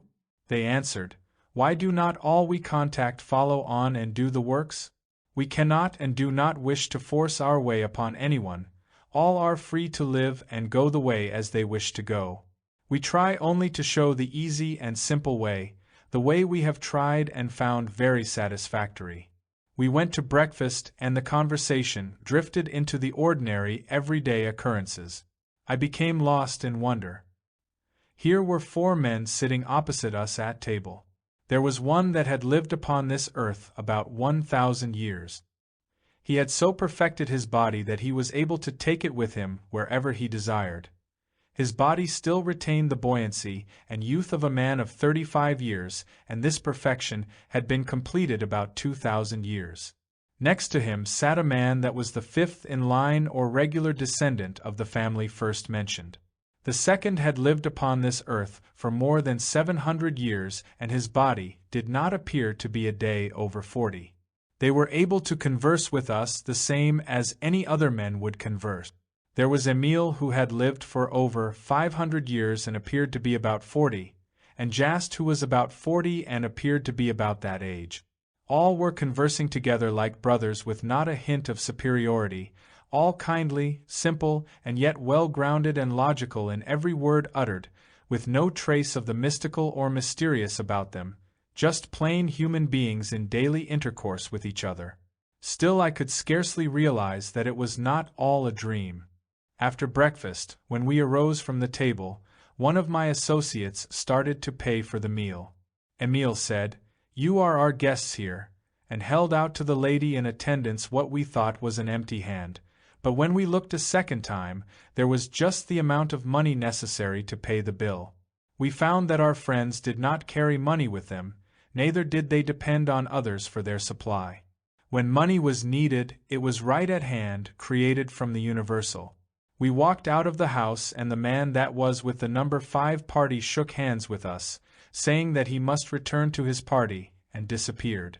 We made a note of the time of his disappearance, and afterwards found that he appeared with his party within 10 minutes after he had left us. We spent the day with Emile, Jast, and our friend of the records, as we called him, in wandering over the village and the countryside, our friend recounting in detail many instances which happened in the time of John's sojourn of 12 years in the village. In fact, so vividly were these instances brought to our minds that it seemed as if we were back in the dim past, walking and talking with this great soul, who, to us before this, had seemed but a mythical character conjured from the minds of those who wished to mystify. From that day on, John the Baptist had been a real living character, so real to me it seems as if I can now actually see him walking the streets of the village and countryside and receiving the instruction of those great souls about him, the same as we walked the streets of the village and countryside that day, yet not able to grasp the fundamental truth of it all. After tramping all day, listening to the most interesting historical occurrences, and hearing records read and translated on the very spot where the incidents took place thousands of years before, we returned to the village just before dark, thoroughly tired. The 3 friends who were with us and had walked every step of the way as we had walked were not showing the least sign of fatigue or weariness. Whereas we were begrimed, dust-laden, and perspiring, they were cool and at ease. Their garments were as white and fresh and spotless as when we started out in the morning. We had noted during all our journeys with these people that none of their clothing became soiled. We had remarked about this a great many times but had received no reply until this evening when, in answer to a remark made, our friend of the records said, "This may seem remarkable to you, but it seems far more remarkable to us that one speck of God's created substance adheres to another of God's creations where it is not wanted and where it does not belong. With the right concept this could not happen, for no part of God's substance can be misplaced or placed where it is not wanted." Then, in an instant we realized that our clothing and bodies were as clean as theirs were. The transformation, for to us it was a transformation, had taken place instantly to all 3 alike while we stood there. All fatigue left us, and we were as refreshed as though we had arisen from bed and had our morning bath.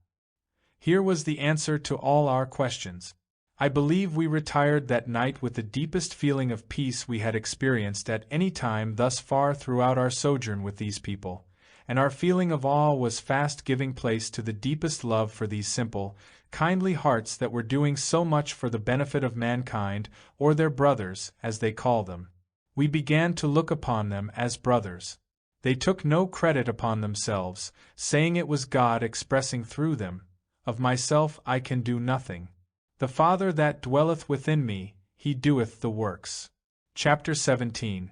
We were up the next morning with every faculty alert with interest and wonder for what that day would reveal. We had begun to look upon each day as a revelation of unfoldment in itself, and felt that we were but beginning to realize the deep meaning of the things we were experiencing. While at breakfast that morning we were told that we would go to a village higher up in the mountains, and from that place we would visit the temple that was located on one of the mountains that I had seen while standing on the roof of the temple already described. We were told we would only be able to use our horse for 15 miles of the journey, and that 2 of the villagers would go with us that far and would take the horses to another village farther on and care for them until we arrived. We turned our horses over to the 2 villagers at the appointed place and started to climb to the village up the narrow mountain trail, which at times proved to be steps hewn from the rock. We camped that night at a lodge located on the crest of a point about midway between the place where we had left the horses and the village of our destination. The keeper of the lodge was fat, old, and jolly. In fact, he was so plump and round that he seemed to roll rather than walk, and we could scarcely tell he had eyes. As soon as he recognized Emile, he began asking for healing, saying, as we were told afterward, that if he did not get help he would surely die. We were told that he and his forefathers had kept this lodge and served the public for hundreds of years, and that he had been in charge about 70 years. About the time he took over the lodge, he was healed of what was called an inherited disease, and supposed to be incurable. He had become a very active worker for about 2 years, then gradually had lost interest and begun to depend upon others to help him out of his difficulties.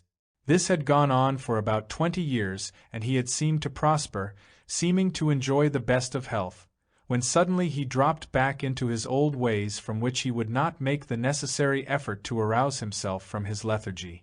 We found that his case was only a fair example of thousands of others.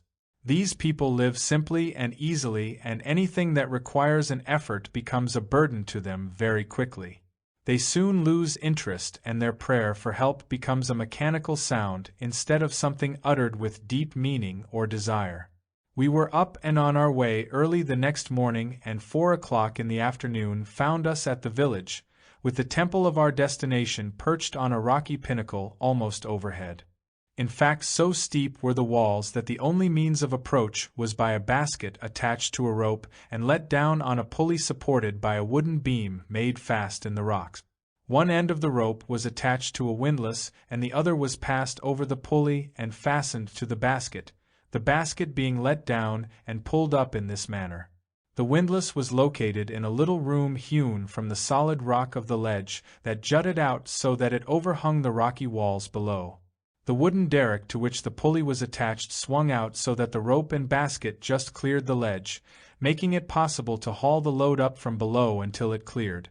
Then basket and load were swung in and landed safely on top of the ledge in the little rock room hewed out for the purpose. This rock ledge jutted out over the rock walls below so far that the basket would swing out in midair from 50 to 60 feet as it traveled up and down. At a given signal the basket was lowered. We stepped in and were hauled up, one by one, to the ledge 400 feet above. When we were landed upon this ledge we began looking about for some trail leading on up to the temple, the walls of which we could see standing out flush with the wall of rock that still towered 500 feet above. We were told that we would make the ascent in a similar manner to that already described. As we looked, a derrick arm corresponding to the one on the ledge where we were standing swung out, a rope was let down and attached to the same basket, and we were hauled up, one by one, and landed on the roof of the temple 500 feet above. I again felt as if we were on top of the world. The temple was located on a rocky pinnacle that stood out 900 feet above all of the surrounding mountains. The village we had left 900 feet below was located at the summit of a mountain pass used in crossing the Himalayas. We found that this temple was about 1,000 feet lower in elevation than the one I had visited with Emile and Jast, but it commanded a much wider outlook. From where we stood it seemed as if we could look into infinite space. We were made comfortable for the night, and our 3 friends told us they were going to visit some of our associates and would take any message we wished to send. We wrote messages, carefully dating them, giving our location and including the time of day. When we handed our friends these messages, they shook hands with us, saying they would see us in the morning, and disappeared one by one. We made careful note of the time and of what we had written and found afterward that the messages were at their destination within 20 minutes of the time they left our hands. After eating a hearty supper served by the attendants, we retired for the night, but not to sleep, for our experiences were beginning to make a deep impression upon us. Here we were nearly 9,000 feet in the air, with no human being near us except the attendants, with not a sound except that of our own voices. There did not seem to be a breath of air stirring. One of my associates said, "Do you wonder that they chose the locations of these temples as places of meditation? The stillness is so intense one can fairly feel it. It certainly is a place in which to meditate." He then said he was going outside to have a look around. He went out but returned in a few moments, saying there was a heavy fog and nothing could be seen. My 2 associates were soon asleep, but I could not sleep. So I arose, dressed, and went out on the roof of the temple and sat down with my feet hanging over the wall. There was just enough moonlight filtering through the fog to eliminate the inky blackness that would have prevailed had not the moon been shining. There was just enough light to reveal the great billowy fog banks rolling by, enough to remind me that I was not suspended in space, that somewhere way down the earth was as ever, and that the place I was sitting upon was somehow connected with it. Then all of a sudden, it seemed as if I could see a great pathway of light, its rays widening like a fan with the wide part extending toward me. Where I was sitting seemed to be in about the center of the ever-widening ray, and the central ray was the most brilliant of them all. Each ray seemed to project onward in its course until it illuminated one part of the earth. Each illuminated its own particular portion of the earth until the whole blended in one great white ray. Looking far ahead, I could see all gradually converging until they ended in one central point of intense white light, so white that it seemed transparent and crystal. Then, instantly, it seemed as if I stood out in space looking at it all. Looking far, far down the white ray, I could see what seemed to be specters of the faraway past marching on in ever-increasing numbers but in solid ranks until they reached a certain place. Then they separated wider and wider until they filled the whole of the light ray and covered the entire earth. They all seemed to emerge at first from one central white point of light. They seemed to come forth from this point, first one, then just ahead were 2, then just ahead of them were 4. And so on until they reached the place of wide divergence, where there were about 100 abreast in solid fan-like array. When they came to the point of wide separation, they suddenly scattered widely and occupied all of the light paths, and each marched on more or less alone until they seemed to occupy the whole earth. When they had occupied the whole earth, it seemed the rays had reached their widest expanse. Then they grew gradually narrower and narrower until the rays again converged into the one point from which they first started. The cycle was complete and they entered again one by one. Before they entered they formed in solid array 100 abreast, gradually closing up until they became one, and that one entered the light alone. I suddenly aroused myself and, thinking that this was rather an unsafe place to be dreaming, I went in and retired. Chapter 18. We had asked one of the attendants to call us at the first sign of daybreak, and almost before I knew it, there came a rap at the door. We all bounded out of bed, So eager were we to see the first break of day from our lofty perch. We were dressed in no time, and went rushing out on the roof like 3 eager schoolboys. In fact, the noises we made so startled the attendants that they rushed up to see if we were really in our right minds. I suspect the noise the 3 of us made was more noise than had ever disturbed the peaceful quiet of the old temple since the days it was built, and this we learned was more than 10,000 years ago. In fact, it was so old that it looked a part of the rock upon which it rested. When we arrived on the roof, there was no need to ask for quiet. One look and my 2 associates' eyes and mouths went wide open. I suspect, had anyone looked at mine, they would have seen the same. I waited for them to speak. Almost in one breath came the exclamation, "Why, we are surely suspended in mid-air." They said the sensation was exactly like that I had experienced in the other temple. They had forgotten for a moment that there was anything under the feet, and the sensation was that they were floating in mid-air. One remarked, "I do not wonder that these men can fly after experiencing this." We were aroused from our reveries by a laugh, and all turned to find Emile, Jast, and our friend of the records standing close behind us. One of my associates walked quickly up to them, tried to grasp all of their hands at once, and said, "This is wonderful! We do not wonder you are able to fly after you have been here for a time." They smiled, and one said, "You are as free to fly as we. You only need to know that you have the power within to do so, then use the power." We then turned to the outlook. The fog had lowered and was floating in great billowy waves, just high enough so that not a foot of land could be seen anywhere, and the movement of the banks of fog all around gave the sensation that we were being carried on noiseless wings along with the fog. Standing there looking far out, one lost sense of anything underfoot, and it was very difficult to believe that we were not floating in space. As I looked out, it seemed as if my body lost all sense of weight and that I was actually floating above the roof. I had so far forgotten myself that when one of the party spoke, my feet hit the roof with such force that I felt the effects of the jar for several days after. At breakfast that morning we decided to stay over for 3 days, as we expected to visit only one other place of interest before going on to the appointed meeting place. Upon reading the messages Emile had brought, we learned that our chief's party had visited this temple only 3 days before. After breakfast we went out and found the fog gradually clearing. We watched it until it cleared entirely and the sun came up. We could see the little village nestling close in under the cliff and the valley far below. Our friends decided to visit the village, and we asked if we might go with them. They laughed and said we could, but they thought we had better use the basket, as we would present a better appearance if we did than if we attempted their mode of travel. So we lowered one by one to the ledge, then down to the little plateau just above the village. No sooner had the last one stepped from the basket than our friends were there. We went down to the village, and spent the greater part of the day. It was a quaint old place, typical of those mountain districts, with its houses built by digging into the side of the cliff, then closing up the opening with rock walls. There were in all about 20 of these houses. We were told that the houses were built in this manner to keep them from being crushed by the heavy snows in winter. The villagers soon began to gather, and Emile talked to them for a few moments.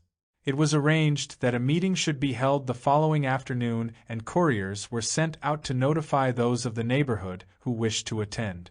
We were told that John the Baptist had lived at this village and received instruction in the temple, and that the temple remained the same as when John received his instruction there. We were shown where the house had been torn down.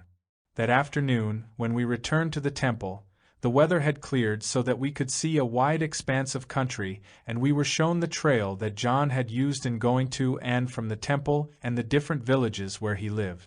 The temple was supposed to have been built and the village established more than 6,000 years before John visited there. We were shown the trail we would take when we departed, and were told the trail had been in use since the temple was built. About 5 o'clock that afternoon, our friend of the records said he would leave us for a time. He then shook hands, saying he would see us soon, and disappeared. That evening we saw the most remarkable sunset from the roof of the temple that I have ever witnessed, and it has been my good fortune to have seen sunsets in nearly all lands. As evening advanced, a light haze was gathering over a low range of mountains that bordered a wide expanse of tablelands which we could look down upon. When the sun reached this rim, we were seemingly so far above it that it appeared as if we were looking directly down upon a sea of molten gold. Then came the afterglow, and every mountain peak appeared to be aflame. Those in the distance that were covered with snow seemed to be blanketed with fire, and, where glaciers filled the ravines, it appeared as though they were shooting forth great tongues of fire, and these flames appeared to meet and melt with the different hues in the heavens. The lakes that dotted the plain below were transformed suddenly into volcanoes belching forth fires which ascended and blended with the colors in the heavens. For one moment it seemed as if we were standing on the brink of a silent inferno, then all blended into one harmony of color, and the soft peaceful quiet was beyond description. We sat on the roof until after 12 that night, asking Emile and Jast questions. These questions pertained principally to the people and the history of the country in general. Emile quoted liberally from their records. These records proved that this country was inhabited thousands of years before our history began. Emile went on to say, "While I do not in any way wish to disparage or make light of your history or of those who wrote it, I will say that at the beginning of this history the historians did not go back far enough, but took for granted that Egypt meant what the name implied, outer darkness or the wilderness. It really meant a wilderness of thought.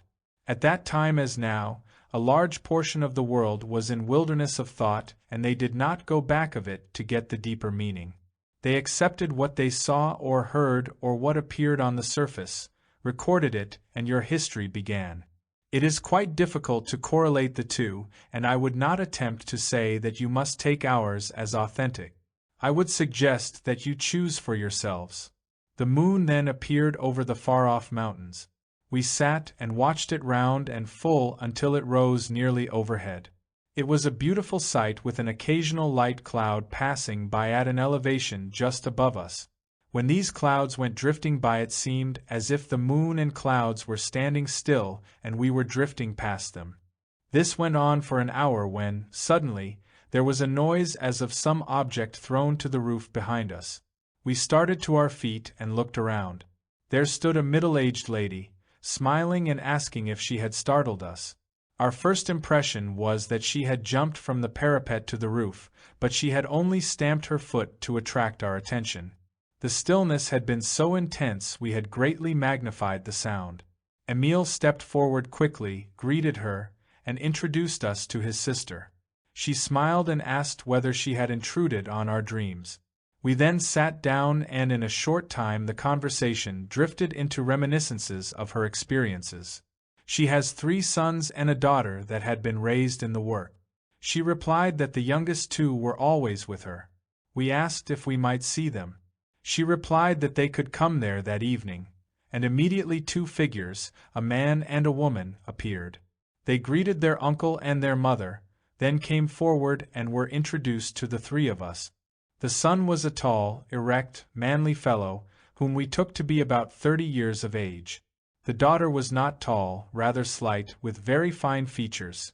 She was a fine, well-poised girl, whom we judged about 20 years of age. Afterwards, we found that the son was 115 and the daughter was 128 years old. They were all to be present at the meeting the next day and soon went below. After they had retired, we passed complimentary remarks about the son and daughter. The mother turned to us and said, "Every child born is good and perfect. There are no bad children. It does not matter whether they are conceived in the perfect or immaculate or through the sense or material way. The one conceived in the perfect way will soon recognize his sonship with the Father, that he is the Christ or Son of God. Then he will develop and unfold quickly, and he will see only perfection. The one conceived through the sense way may also immediately recognize his sonship, perceive that the Christ is in him, and may realize his perfection by idealizing the Christ. He gazes upon that ideal, loves and cherishes it until he manifests or brings forth that which he gazes upon, the Christ. He is reborn and is perfect. He has brought forth perfection from within himself, that perfection which was always there. The one held to the ideal and was perfect, the other perceived the ideal and unfolded that ideal and regained perfection. Thus no child is bad, all are good and from God. Here one of the party suggested that it was bedtime, as it was past 12 o'clock. Chapter 19. 5 o'clock the next morning found us all assembled on the roof of the temple. After the regular morning greetings, we gathered around and, as is the usual custom, a selection was read. The selection this morning was from the records of the temple. Jas translated them, and we were surprised to find that the translation closely corresponded to the first chapter of St. John in our Bible, and the second reading corresponded to the first chapter of Luke. After the reading, we asked if we might get our Bible and compare the versions. They readily consented and, with the assistance of Jas, we made the comparison and were surprised at the similarity. We had scarcely finished when the breakfast call sounded and all went in. After breakfast we prepared to descend to the village, and, for the time, the comparison left our minds. When we arrived we found quite a number congregated from the nearby country, and were told by Jas that they were nearly all shepherds that pastured their flocks in the high mountains in summer, and the time for leaving the lower regions was fast approaching. We were told that such a meeting as would take place that afternoon was always called just before the people departed. As we walked through the village, we met Emile's nephew, and he suggested we go for a short walk before lunch. We accepted the invitation readily as we wished to see some of the country around. While we were on this walk, several places were pointed out in the valley as being of special interest. The names, when translated, very closely resembled those of the earlier Bible names, but the real significance of all this did not present itself until we had returned, had lunch, and were seated among those that had assembled. There were about 200 in this assembly, when the rest of our friends from the temple appeared. Then Emile's nephew arose and approached two men holding what looked to us like a large book. When this was opened it proved to be a box in the form of a book. He selected a package which consisted of flat leaves like those of a manuscript, then the box was placed on the ground. The package was handed to one of the men. He opened it and handed the first leaf to Emile's nephew. When the reading of each leaf was finished, it was handed to the other man who placed it in the box. The reading proceeded, with Jas as interpreter. It had not gone very far when we saw that it bore a striking resemblance to the book of St. John, carried out much more in detail. Then followed one similar to that of Luke, then one similar to that of Mark, and the final one was like that of Matthew. After the reading the people collected in little groups, and we, with Jas, sought Emile, for we were curious to know the meaning of it all. We were told that these records were read each year at the meeting, and that this place was the center of the country where these scenes were enacted long years ago.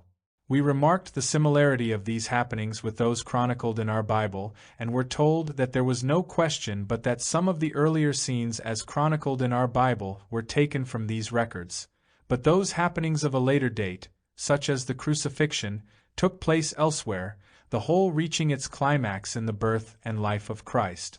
The foremost thought of it all was the search for the Christ in man, and to show those who had wandered away from the ideal that the Christ lived in them as he always had.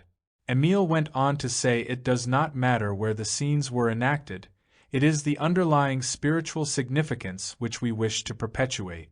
We spent the balance of the afternoon and the next day making comparisons and taking note. Space will not permit the inclusion here of these notes and comparisons, but the spiritual meaning will be understood by reading these chapters mentioned above. We found that the father of Emile's nephew who read the records to us was born in the village, and was a direct descendant of John, and that it was the custom for some member of the family to come to this place at this time and read these records. The temple above us was the one where Zacharias and John both had worship. We found that our friends wished to be on their way, so it was arranged that Jas would stay with us and the others would go on. We finished with the records the next day, then left the temple early the morning after. Although the hour was early, nearly all the villagers were up to bid us Godspeed. Chapter 20. The next 5 days our trail led us through the country that John had traveled. The 5th day brought us to the village where our horses were waiting for us. Here Emile met us, and from this time on the traveling was comparatively easy to the village where Emile lived. As we neared this village we could see that the country was more thickly populated and the roads and trails were far better than any we had traveled. Our way led along the fertile valley, and we were following this valley to what happened to be a level plateau. We noticed that the valley was gradually getting narrower as we went on, and at last the walls came in so close on each side of the stream that they formed a canyon. About 4 o'clock of the day we reached the village. We came suddenly to a perpendicular bluff, over which the stream fell in a drop of about 300 feet. The road led to a level place at the foot of the cliff, near the falls.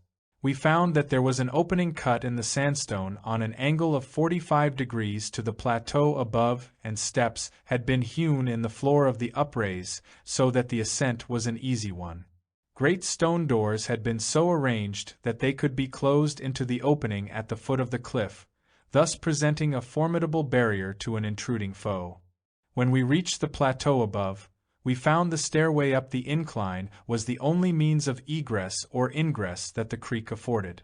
At one time there had been 3 means of access, but the walls that surrounded the village had now been rebuilt in such a way as to bar all possible access. A great many houses in the village were built so that one wall formed a part of the wall that surrounded the village. We noted that, when the houses formed part of the wall, these houses were usually 3 stories high, and there were no openings for windows in the wall until the 3rd story was reached. At every opening a balcony was built large enough for 2 or 3 people to stand upon comfortably. These, we judged, were arranged so that a lookout could be kept at all times. We were told the district was once inhabited by a native tribe that isolated themselves from the others until as a tribe they had disappeared, a few having been assimilated by the other tribes. This was Emile's home and the place where we were to meet the members of our party, who had divided into small groups in order to cover more territory. Upon inquiry we found we were the first to arrive, and that the others would be in the next day. We were assigned to one of the houses built into the wall of the village. The windows of the 3rd story looked out over the rugged mountainous country to the south. We were made comfortable and were told that supper would be served on the 1st or ground floor. We went down and found Emile, his sister, her husband, and the son and daughter that we had met at the temple a few days before, seated at the table. We had no sooner finished supper than we heard a commotion in the little square which the house faced. One of the villagers came in and announced that our chief and his party had arrived. They were made comfortable. Then we all proceeded to the roof. The sun had gone down, but the afterglow still lingered. The view we looked out upon resembled a large basin at the confluence of a number of streams coming down in deep gorges from the higher mountains. These streams all entered the larger stream before it flowed over the steep wall of rocks into the valley below, thus forming the waterfall. This larger stream emerged from a deep canyon and ran over the level plateau but a few hundred feet before it plunged over the precipice. A number of smaller streams flowed over the perpendicular walls of the canyon cut by the larger stream, forming perpendicular falls and, in some cases, roaring torrents. Some fell in sheer drops of 1 to 200 feet, while others had cut their way into the canyon wall and fell in a succession of cataracts. Far up in the mountains the gulches were filled with glaciers, and these glaciers projected like giant fingers from the great snowcap that covered the top of the entire range. The wall to protect the village had been joined to that of the larger gorge where it jutted out upon the level plain, then ran out to the cliff where the water dropped into the valley below.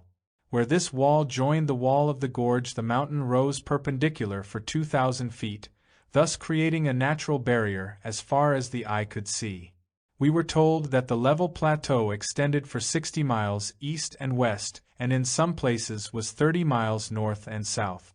And the only other means of access was at the widest part of the plateau, where a trail led over a pass, and this pass was guarded by a wall similar to the one where we were. While we were talking over the advantages of the location for defense, Emile's sister and her daughter joined us, and a little later Emile, his sister's husband and son, came up. We noticed an undercurrent of excitement and were soon told by Emile's sister that they expected a visit from their mother that evening. She said, "We are so happy that we can hardly contain ourselves, for we do love Mother so. We love all that have gone on to the higher attainments very dearly, for they are so fine and noble and helpful, but our own Mother is so sweet and adorable, so helpful and loving, we cannot help loving her 1,000 times more. Besides, we are of her flesh and blood. We know you will love her as we do." We asked whether she came often. The reply was, "Oh yes, she always comes when we need her, but she is so taken up with her work that she comes only twice a year of her own accord, and this is one of her semi-annual visits. She is to stay a week this time, and we are all so happy we scarcely know what to do." Here the talk drifted to experiences of our associates while we were separated, and we were deep in this discussion when, suddenly, stillness came over all, and almost before we realized it we were sitting perfectly silent, without a suggestion from anyone. The evening shadows had gathered until the far-off mountain snowcap looked like a great white monster just ready to loose its icy fingers and reach out over the valley below. From the stillness came a gentle swish like that of a bird alighting, and it seemed as though a slight mist were gathering on the eastern parapet. The mist suddenly took form, and there stood a woman, wondrously beautiful in face and form, with an intense radiant light about her that we could scarcely look upon. The family started to their feet and advanced rapidly toward her with outstretched arms, exclaiming "Mother," almost as one voice. She stepped lightly down from the parapet to the roof and embraced each as any fond mother would, then was introduced to us. She said, "Oh, you are the dear brothers from far-away America that have come to visit us. I certainly am overjoyed to welcome you to our land. Our hearts go out to all, and we feel that, if they would only let us, we would just put our arms out and embrace all as I have embraced these I call mine, just now. For we are in reality one family, sons of the one Father-Mother God. Why can we not all meet as brothers?" We had remarked just before that the evenings were growing chilly, but when this lady appeared the warmth emitted from her presence made the evenings seem like that of midsummer. The air seemed laden with the perfume of flowers, a light like that of the full moon seemed to pervade everything, and there was a warmth and glow over all that I cannot describe. Yet there was no hint of display, just that deep, simple, kindly, childlike way. It was suggested that we go below, and the mother with the other ladies led the way to the stairs, with our party following and the men of the household bringing up the rear. Then we noticed that, although we seemed to be walking in the usual way, our feet made no sound upon the roof or the stairs. We were not trying to go quietly. In fact, one of our party said he deliberately tried to make a noise and could not. It did not seem as if our feet came in contact with the roof or stairs. We went into a beautifully furnished room. As soon as we entered and were seated we noticed a warmth and glow, and the room was filled with a soft light that none of us could explain. All maintained a deep silence for a time. The mother asked if we were comfortably located and cared for and if we were enjoying our trip. The talk led to general everyday subjects, and she seemed familiar with them all. The talk then led to our home life, and the mother gave us the given names of fathers, mothers, sisters and brothers, and we were surprised at the detailed description of each of our lives that she gave without asking us one question. She told us the countries we had visited, the work we had accomplished, and where we had failed. This was not told in a vague way that we would be obliged to piece together, but every detail stood out as plainly as if we were living the scenes over again. After our friends bade us good night, we could but wonder, when we realized that not one of them was less than 100 years old, and the mother was over 700 years, and 600 of that time she had lived on earth with her physical body. Yet all were as buoyant and light-hearted as though they had been 20, and nothing was assumed. It was as though youthful people were with us. Before they departed that evening we were told there would be quite an assembly in the lodge the next evening, and that we were all invited to be present. Chapter 21. Before noon of the next day all of the parties had arrived. We spent the afternoon in comparing notes, and these notes checked to the letter. That evening, after we had finished with our notes, we were invited to go directly to the lodge for dinner. When we arrived we found about 300 people, men, women, and children, assembled and seated at long banquet tables. They had reserved places for us at one of the end tables so we could look down the whole length of the room. The tables were all covered with beautiful white linen and set with china and silver plate as for a real banquet, yet there was but one dim light burning in the hall. After we had been seated for perhaps 20 minutes, there was a deep stillness, and in a moment a pale light flooded the room. The light grew stronger and stronger until all the room was aglow and everything in the room sparkled as if thousands of incandescent lamps had been cunningly hidden and turned on gradually until all were fully lighted. We were to learn afterwards that there were no electric lights in the village. After the light came on, the stillness lasted for about 15 minutes, then of a sudden, a mist seemed to gather and there was the same gentle swish like the sound of wings that we had heard the evening before when Emile's mother appeared before us. The mist cleared, and standing in the room at different points were Emile's mother and 11 others. 9 men and 3 women.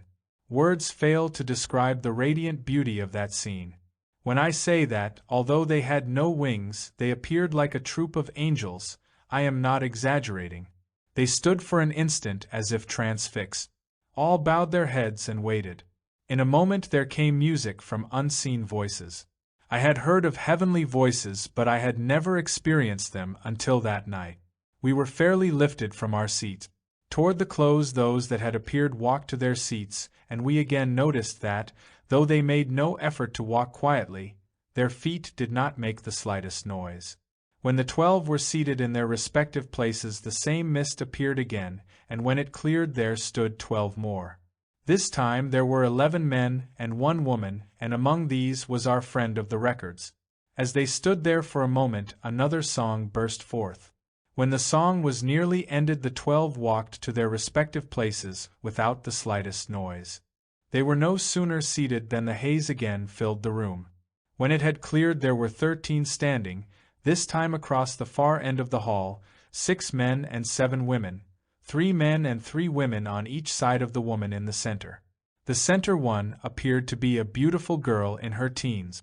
We had thought every woman that appeared was very beautiful, but this one surpassed them all. They stood with bowed heads for a moment, and the music again burst forth. This music floated out for a moment, then the choir of voices began. We arose to our feet.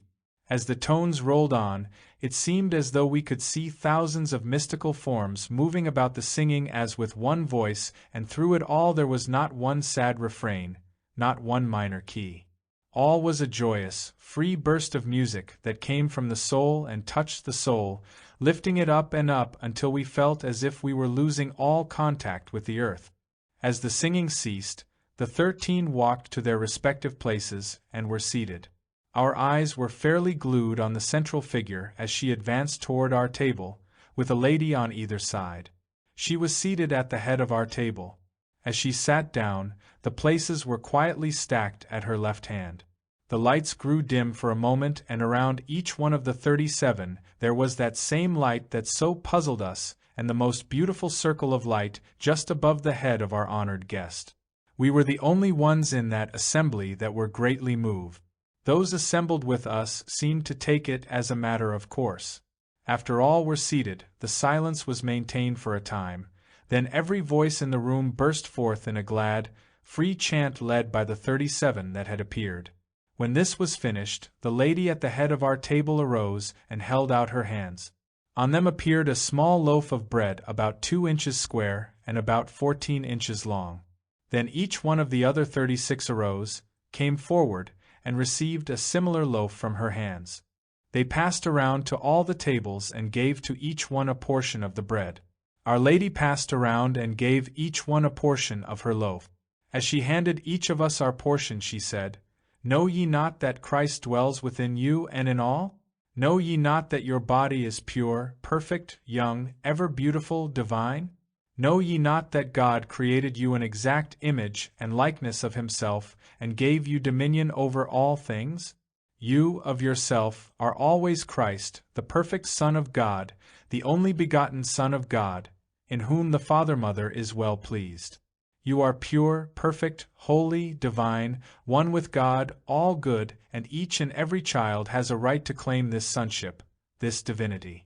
When all had been given a portion, she returned to her seat, and the loaf was the same length and size as it was when she broke the first portion from it.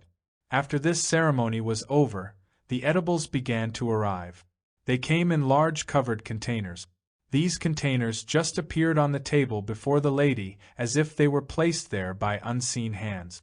She lifted the lids, set them aside, and began serving.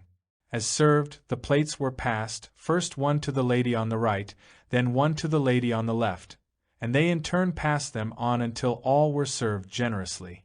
The meal had not progressed far when our chief asked the lady what she considered the greatest attribute of God. Without a moment's hesitation she answered, "Love." Then she went on to say, "The tree of life is located in the midst of the paradise of God, the very depth of our own soul, and the rich, abundant fruit that grows and ripens to the fullest perfection, the most perfect and life-giving, is love.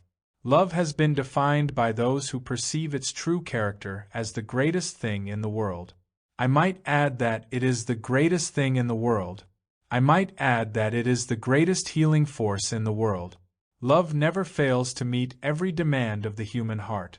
The divine principle of love may be used to eliminate every sorrow, every infirmity, every harsh condition, and every lack that harasses humanity. With the right understanding and use of the subtle and illimitable influence of love, the world may be healed of its wounds, and the sweet mantle of its heavenly compassion may cover all inharmony, all ignorance, and all mistakes of mankind. With wings outstretched, love searches out the arid spots of the human heart, the waste places of life, and with seeming magic touch redeems humanity and transforms the world. Love is God, eternal, limitless, changeless, going beyond all visions into infinitude. The end we can only envision. Love fulfills the law of its own, consummates its perfect work, and reveals the Christ within the soul of man. Love is ever seeking an inlet whereby it may flow forth into the soul of man and pour itself out as all good to him. If it is not disturbed by man's perversity and discordant thinking, God's eternal, changeless current of love flows ever onward, carrying before it, into the great universal sea of forgetfulness, every appearance of inharmony or ugliness which disturbs the peace of man. Love is the perfect fruit of the Spirit. It goes forth, binding up the wounds of humanity, drawing nations into closer harmony, and bringing peace and prosperity to the world. It is the very pulse of the world, the heartbeat of the universe. Humanity must be charged with this current of love from the great omnipresent life, if it would do the works of Jesus. Does life press heavily upon you? Do you need courage and strength to meet the problems that confront you? Are you sick or afraid? If so, lift your heart and pray to Him who leads the way. The imperishable love of God enfolds you. You need not fear. Did He not say, "Before they call I will answer, and while they are yet speaking I will hear"? Approach this throne of grace boldly, not as you have thought of beseeching and groveling attitude, but with the prayer of understanding faith, knowing that the help you stand in need of is already yours. Never doubt. Do more, ask. Claim your birthright as the child of the living God, as Jesus did. Know that in the invisible, universal substance, in which we all live and move and have our being, is every good and perfect thing that man can desire, waiting to be drawn forth by faith into visible form or manifestation. Read in your own great book what Paul says of love in 1 Corinthians, chapter 13, using the word love instead of charity, as was intended. Consider Solomon, when in the night of his experience he allowed his radiant love nature to expand to that universal plane of consciousness where he asked to be of service and not for self. This brought to him wealth untold, and added to this was life and honor beyond his power to ask. He recognized the wisdom of love, and love released its boundless wealth upon him. Silver was counted as naught in the days of Solomon. Even the drinking vessels of this mighty king of love were of pure gold. To love is to release God's unlimited storehouse of golden treasure. If we love, we cannot help giving, and to give is to gain, and the law of love is fulfilled. Then, by giving, we set in operation the unfailing law of measure for measure. With no thought of receiving, it is impossible to avoid receiving, for the abundance you have given is returned to you in fulfillment of the law. Give, and it shall be given unto you. Good measure, pressed down, shaken together, and running over, shall men give unto your bosom. For with the same measure that you mete withal, it shall be measured to you again. If we work in the spirit of love, we must have God present in consciousness. To be one with life, love, and wisdom is to consciously contact. To consciously contact God is to have abundance pressed upon us, the same as abundance of food has been pressed upon us tonight. You see, there is an abundance for all, and none need want in the presence of God's abundance. This thought of abundance must lift the mind far beyond the bounds of limitation. To conceive abundance, one must relinquish all thoughts of things in particular. This concept is so large that it will not permit the thought of detail. To hold it in mind, consciousness must swing far out into the universal and revel in the joyousness of perfect freedom. This freedom must, however, not be taken for license, for we are held responsible for every thought, every act. Our consciousness cannot attain to this freedom in an instant. The breaking of the last vestige of limitation may be accomplished in an instant, but the preparation for the glorious event has gone before. The preparation in minutest detail has been accomplished from within, just as every petal of a flower is perfected in every detail within the bud. When the perfection is complete, the bud bursts its sepal shell and the flower comes forth beautiful. Just so man must break the shell of self before he can come forth. God's laws are changeless, the same as they have ever been. While they are immutable, they are beneficent, for they are good. When we live in conformity to them, they become the very foundation stones on which we build our health, our happiness, our peace and poise, our success and attainment. If we abide fully in God's law, no evil can befall us. We do not need to be healed. We are every whit whole. How well we realize that in the great heart of humanity there is a deep homesickness which never can be satisfied with anything less than a clear consciousness or understanding of God, our Father. We recognize this hunger as heart's cry after God. There is nothing the human soul so longs for as to know God, whom to know aright is life eternal. We see people ever shifting from one thing to another, hoping they will find satisfaction or rest in some accomplishment or in the possession of some limited, mortal desire. We see them pursuing and gaining these things only to find themselves still unsatisfied. Some fancy they want houses and lands, some great wealth, and some great learning. We are privileged to know that man has all these things within himself. Jesus, the great Master, attempted to have all see this. How we do love him! He stands out so beautifully triumphant because of his attainment. We love all who have reached the heights or high places in consciousness that Jesus has. We not only love them for their attainments but because of what they really are. Jesus never allowed himself to dwell in the external after his illumination. He always kept his thoughts at the central part of his being, which is the Christ. In Jesus, the Christ or central spark which is God in us all, living in everyone today, was drawn forth to show itself perfectly ruling the material body or flesh man. It is in this way that he did all his mighty works, not because he was in some way different from you. He had no greater power than all have today. He was not in some way a son of God, and we only servants of God. He did these works because this same divine spark, which the Father has implanted in every child born, was fanned into a brighter flame by his own efforts in holding himself in conscious communion with God himself, the source of all life, love, and power. Jesus was a man the same as all men are today. He suffered, was tempted and tried, just as you suffer because of temptation and trials. We know that during his residence on earth in the visible body Jesus spent hours of every day alone with God, and we know that, in his early manhood, he went through just what we have gone through and what you are going through today. We know that every man must overcome the mortal, the fleshly desires, the doubts and fears, until he comes to the perfect consciousness or recognition of the indwelling presence, this Father in me, to whom Jesus ascribed the credit of all his mighty works. He had to learn as we had to learn and as you are learning today. He was obliged to try over and over again as you are doing. He was obliged to hold fast as you are obliged to hold fast today, even with clenched fist and set teeth and saying, I will succeed, I do know the Christ lives within me. We recognize that it was the Christ within which made Jesus what he was, and is today, and that the same attainments are for all. In all this we would in no way detract from Jesus, for we love him with a love unspeakable. We know he went through the perfect crucifixion of self that he might lead his people to God, that he might show them the way out of sin, sickness, and trouble, that they might manifest the Father in them, that he might teach all that the same Father lives in all and loves all. None that follow Jesus' life and teaching closely can help but love him. He is our perfect elder brother.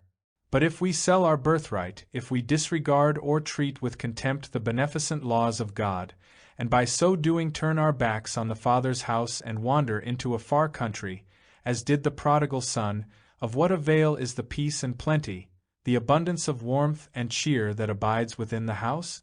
When you are tired of the husks of life, when you are weary and homesick, with faltering steps you may retrace your way home to the Father's house. This may be done over the road of bitter experience or by a joyful letting go of all material things.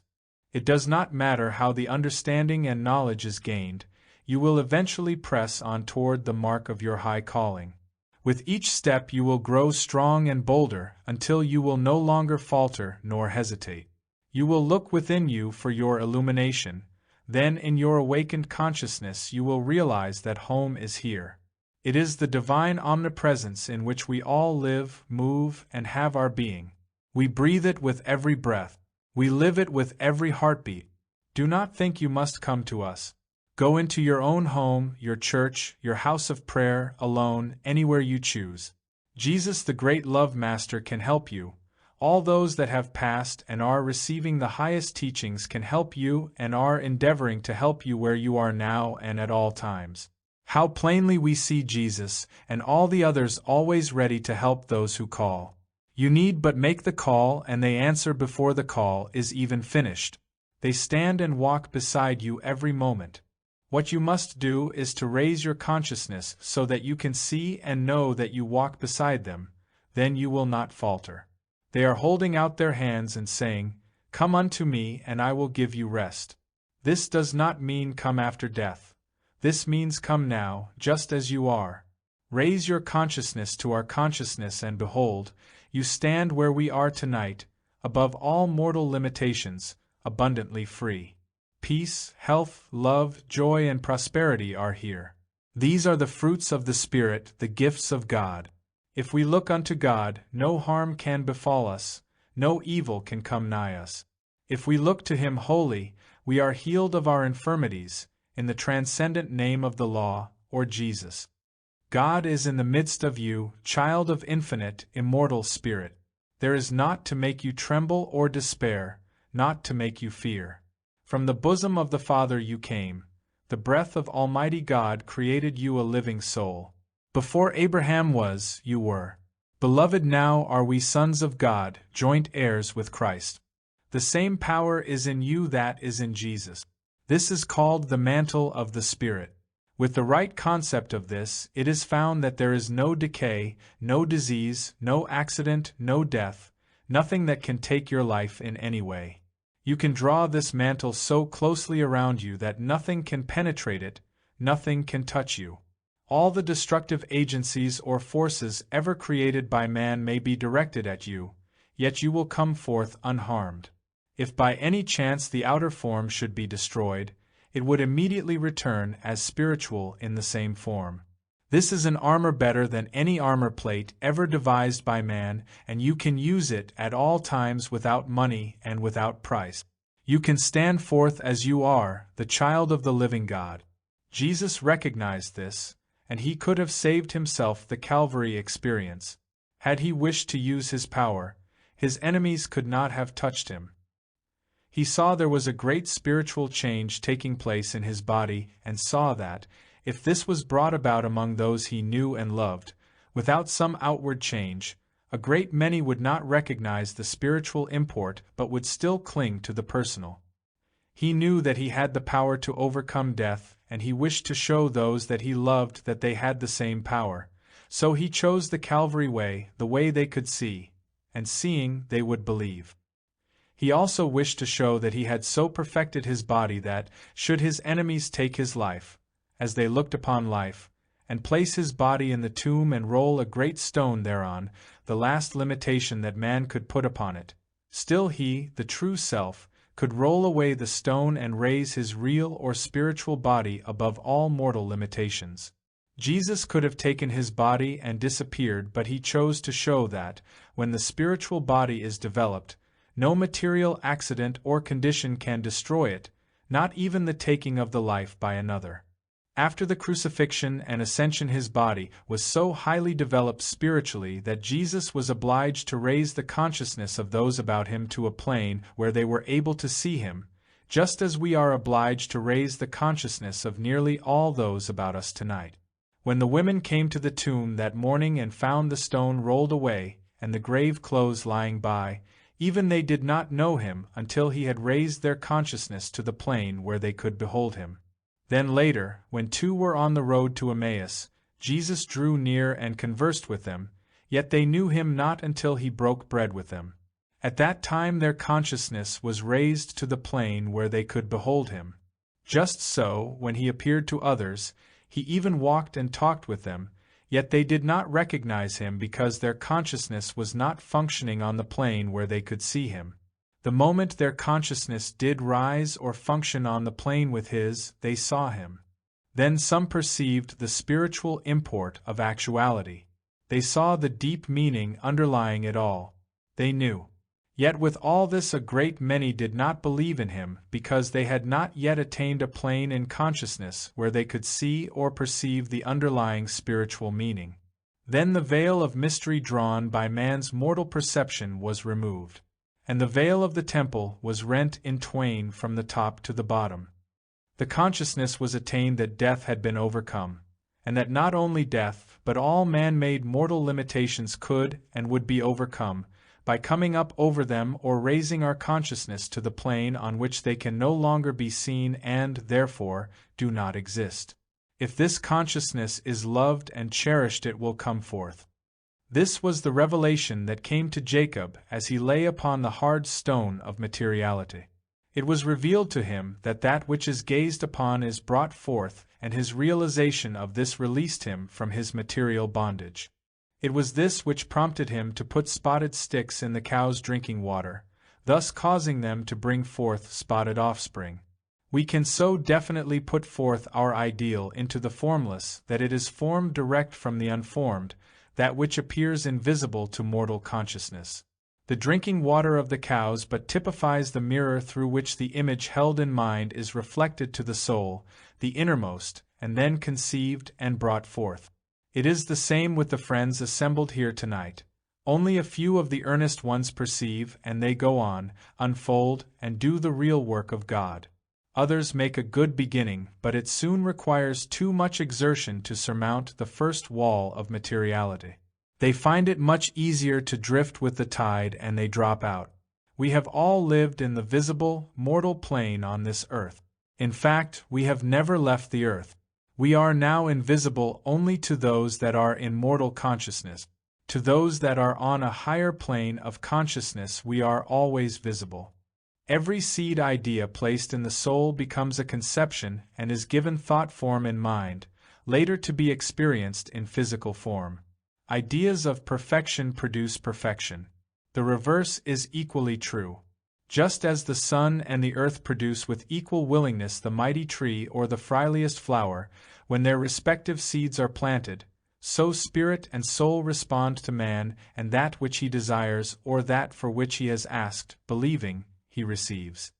Those that have passed from the visible through death are manifesting on the same psychic plane as when they left the body, for the mortal mind functions on the psychic plane. This is the cause of the great psychic realm which lies between the material, or visible, and the true spiritual, and through which all aspiring to the true spiritual must force their way before the spiritual is perceived. In order to perceive the spiritual, we must forge through the psychic directly to God. Death releases the soul only to the psychic plane, and it manifests on the same spiritual plane it was in when the soul was released from the body. The one so passing has not perceived that there is but one spirit, one mind, one body, and that all came forth from this one and must return to it. The spirit sent forth from this one and given a perfect body is as much a part of the one spirit as our arm is a part of our whole body, and is never separated from it any more than any member of our body is a separate part, but is one with the whole body and must be fitly joined with it to make up the whole. So must all spirit or expression be fitly joined together to be complete and perfect. They shall all be gathered together in one place, means that we shall be conscious that we are one expression of the divinity and all from the same source, God. This is the atonement, the at-one-ment, knowing we are all created in the image and likeness of God, exactly like Him, an image through which He may and can express the ideal He has conceived for us. To be willing that God shall express perfectly through us the highest ideal He has conceived is the meaning of, not my will, but thine, O God, be done. None can rise above mortal thoughts without doing the will of God, whether he does it consciously or unconsciously. Here the talk dropped for a moment, and one of our party asked about the relativity of matter. She went on to say, the real world is substance, the relativity of substance. Let us consider for a moment the 5 kingdoms: the mineral, the vegetable, the animal, the man, and the God kingdoms. We will begin at the mineral, the lowest. We find every particle of the mineral kingdom expressing the one life, the life of God. The disintegration or division of the particles of the mineral, combined with elements of air and water, has formed soil, every particle still retaining the original life, the life of God. This gives place to the vegetable kingdom, the next higher expression of God to come forth. Then the vegetable, every part of which contains this one life, has taken up a part of this life from the mineral, has increased and multiplied it, and is expressing it one step higher toward the God kingdom. This gives place to the animal, the next higher expression of God. Then the animal, every part of which contains the one life, has taken up a part of this life from the vegetable, has increased and multiplied it, and is expressing one step higher toward the God kingdom. This gives place to the man kingdom, the next higher expression of God. Then the man kingdom, every part of which contains the one life, has taken up a part of this one life from the animal kingdom and, in expressing it one step higher, gives place to the God kingdom, the highest expression through man. When man has attained this kingdom, he recognizes that all have come forth from the one source, that all contain the one life, the life of God, and he has gained the mastery over all material things. But we need not pause here, for all is progression. When he arrives here, he will find there are new worlds still to conquer. Now we come to the place where we recognize that all space or magnitude contains the one life, the life of God, that all is from the one source and substance. Then all substance becomes relative or related, does it not? Here the talk ended, the dinner was finished, and the room was cleared of tables and chairs. There followed a time of frolic and fun, including dance and song with the music furnished by the invisible choir, and all enjoyed a good time together. The evening finally ended in music and song. The invisible choir became visible, walked among those assembled, and at times floated just above their heads. The final ending was one outburst of music, song, and laughter, with all participating. Taken all together, it was the most impressive scene that we ever witnessed. We were told that if we would become quiet, we could hear the music at all times, but it is only on an occasion like this that the chorus accompanies the music. We tried this a number of times afterward and found that we could hear the music. It was always low and beautifully sweet, but it never had the glad free ring of that one evening, unless there were a number of the masters congregated. We were told that this music is what has been called the angel choir. They call it the Symphony of Souls in Accord. We stopped in this village 3 days and during that time saw a great deal of our friends. The evening of the 3rd day they bade us goodbye and, saying they would meet us at our winter quarters, disappeared. Chapter 22. The next morning we left the village with only Emile and Jast accompanying us, our objective being the village we had decided upon for our winter quarters. The winters in this part of the country are quite severe, and we felt that we wished to make certain of comfortable quarters before the cold spell set in. In this as in a great many other matters our fears were not well grounded, for when we arrived we found comfortable quarters all ready for us. Our trail from the village led across the plateau, then up a long winding canyon to the divide where the second fortified village that guarded the plateau we had crossed was located. The canyon walls were from 200 to 500 feet perpendicular and joined the mountains, which rose to an elevation of 2,000 feet above the crest where the trail crossed the divide. At the top of the divide 2 great rock ridges jutted up on either side of a level space about 5 acres in extent. These 2 ridges were about 600 feet apart. A wall 40 feet high had been built across the open space, thus connecting the 2 ridges of rock and forming an effectual barrier. This wall was 60 feet wide at the bottom and 30 feet wide at the top, and was so constructed that the top formed a runway over which huge rocks could be rolled, then dropped to the ground on the outer side of the wall, where the ground sloped sharply and connected with a steep declivity, down which the trail passed on the way to the other side of the divide. There were chutes arranged along the wall at intervals of 100 feet, so that the rocks would gain headway enough to clear the base of the wall before they struck the ground. When they did strike they would roll down the slope, then over the declivity and on down the canyon for about 4 miles before they would stop, if they did not fly into pieces from their own momentum. In all, this formed an effectual defense, as the canyon was not over 50 feet wide at any place in the 4 miles, and it was steep enough to give great momentum to the rolling rocks. There were also 2 places on each side of the canyon where rocks could be loosened and would roll down. These places were connected by trails cut along the mountain side from each end of the wall. There were a number of rocks, each about 12 feet through, placed along the top of the wall ready for an emergency. We were told that it had not been found necessary to use any of them, as there was but one tribe that had ever attempted to gain access to the village uninvited, and this tribe had been all but annihilated by rocks released from the 4 stations in the canyon walls. The first rocks released in their downward course had released others until an avalanche swept down the valley, carrying all before it. We were told the rocks on top of the wall had rested where they were for over 2,000 years, as there had not been a war in that country during that time. We found that the 6 houses comprising the village were built into the wall, 3 stories high, with the roofs level with the top of the wall. Access to it was thus gained by stairways leading up through each story to the roof of each house. Openings for windows were left in the wall at the 3rd story.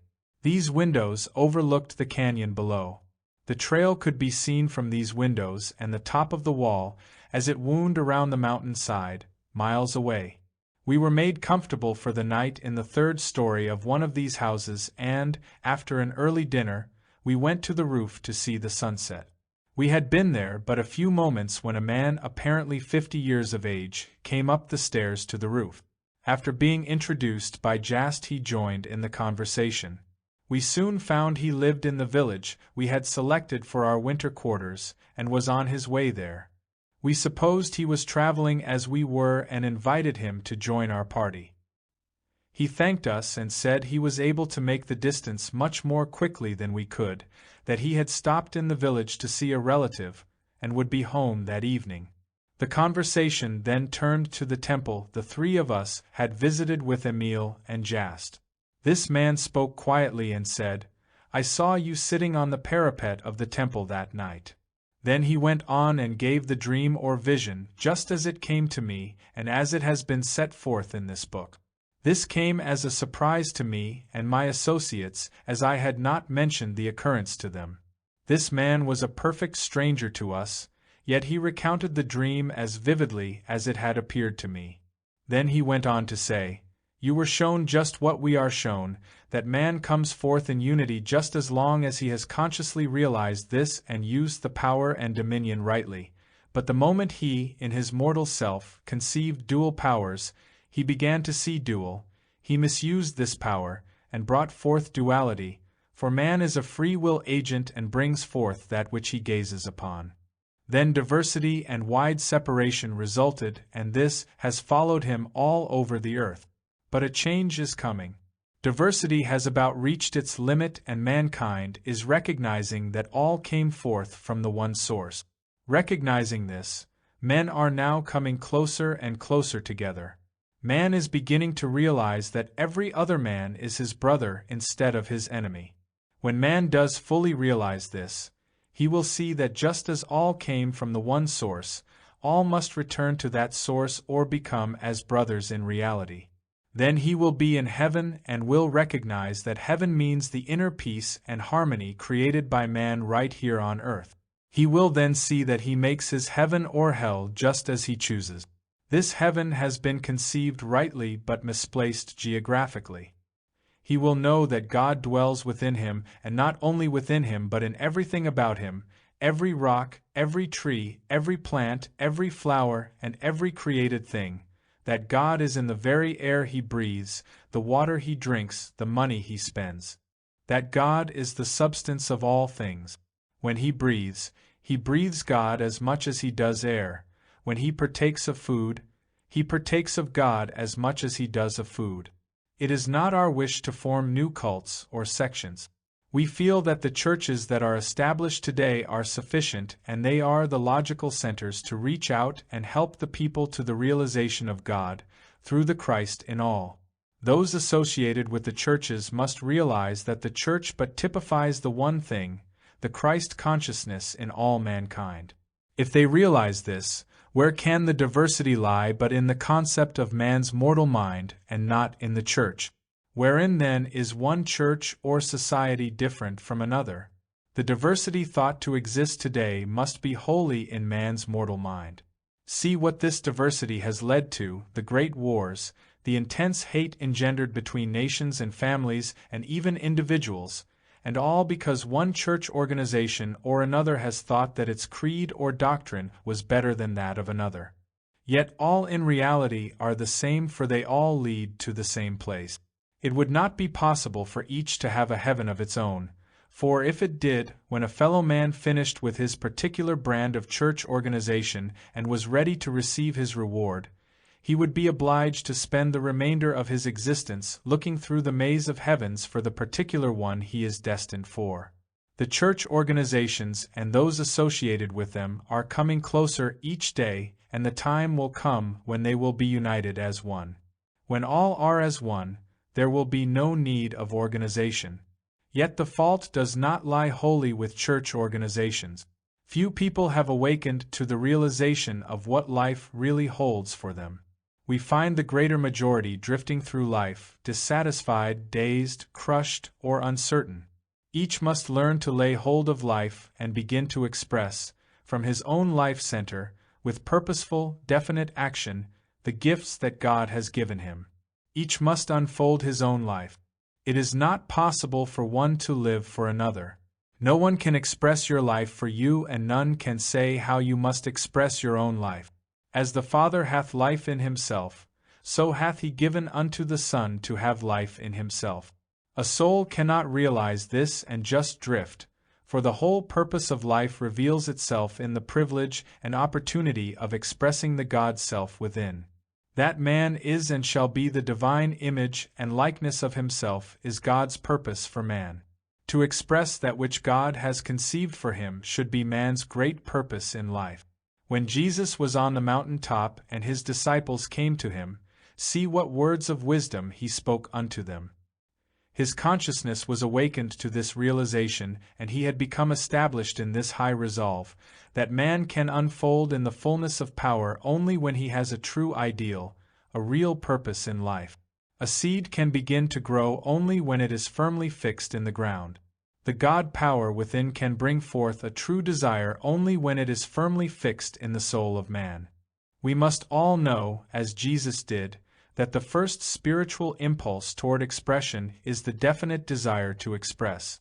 Jesus said, "Blessed be the poor in spirit," realizing that any limitation in life that can create a desire in the individual to rise superior to the limitation and free himself from it is good. He realized that need is the prophecy of fulfillment. He looked upon every need as soil prepared for a seed. If the seed were planted, then allowed to grow and come forth, it would fill the need. Need or desire, in the unfoldment of life, is misunderstood. That it must be crushed out of the heart is taught by some great teachers. Jesus said, "Woe unto you who are satisfied." If you are satisfied, you are at a standstill. In order to contact life fully, we must seek each moment to express life fully. Desire for this is the urge toward it. Weary of crawling in the dust of the earth, man yearns to fly, and this longing invites him to find the manifestation of law that will enable him to rise above his present limitations. Finding it, he is able to go where he will, without thought of time or distance. It has been said that man proposes and God disposes. The reverse is true, for God proposes and man disposes. If man is so disposed, he can do all that God does. Cannot the Son do what the Father has done? The failure of outer things to satisfy leads the soul to seek the power within. Then the individual may discover that I am. He may know that within him lies all power to satisfy the soul, to fulfill its every need and desire. This knowledge may not come until the individual is driven by the buffetings of the world to seek this inner plane of peace and calm. When he knows I am is the fulfillment of his desire, the desire is filled. To look outside the God self for the fulfillment of his desire is folly. To unfold, the self must do the unfolding. Then what a realization, what an awakening to know the I am, to know that within is the power, substance, and intelligence from which all forms take form. And to know that the moment a definite and true idea of desire can be intelligently formed, the power, intelligence, and substance of spirit must flow to it and bring it forth. Are these not treasures in heaven that we have not beheld? Here, in the unformed, lie boundless treasures hid within ourselves. How clear this is to the one that has found the pearl.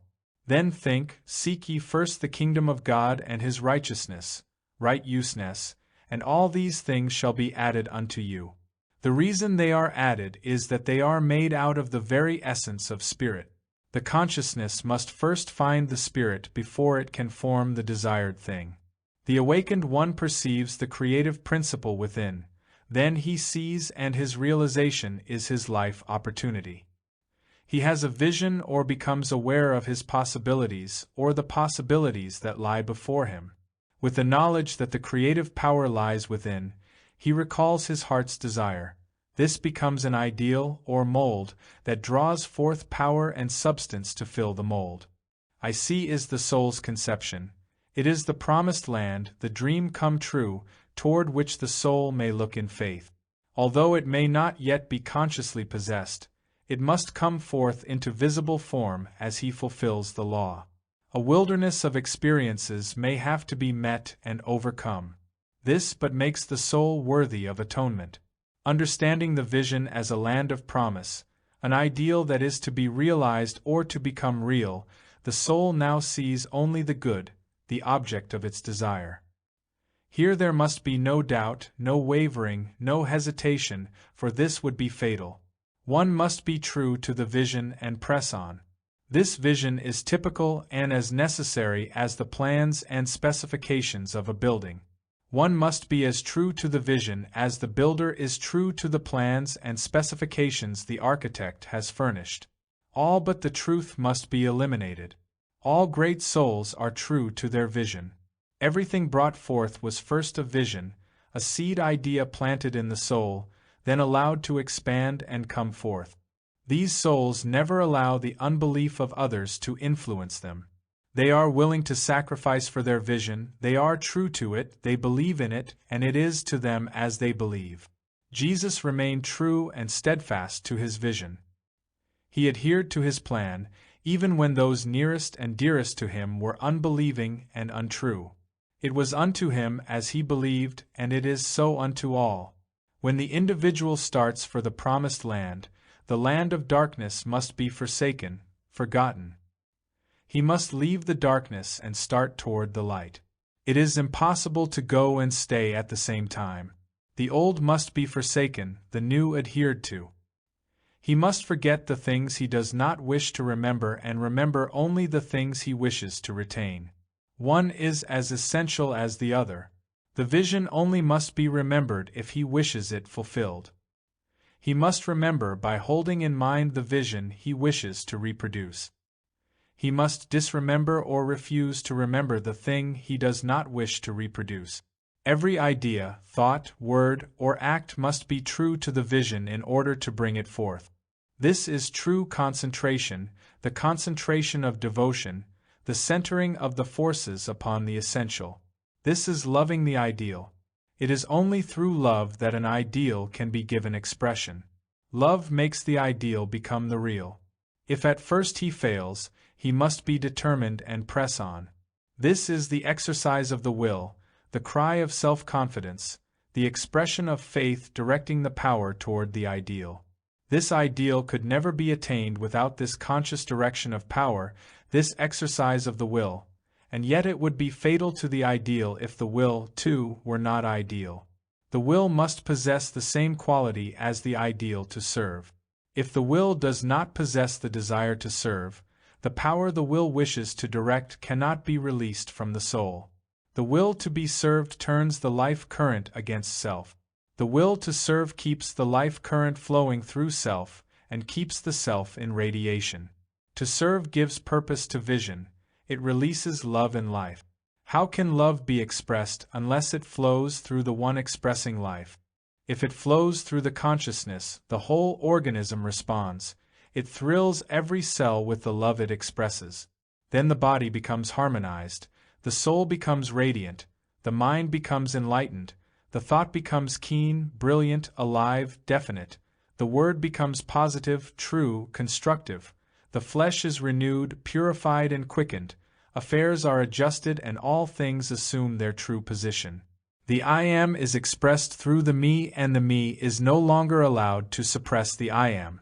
If the body is not obedient to spirit, how can it express the spirit? The conscious mind must seek and want the spirit in order to learn the power of the spirit. In this way the individual learns to know that spirit is the fulfillment of the need.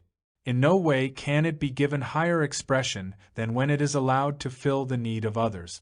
It is the flowing forth to others that opens the storehouse of spirit.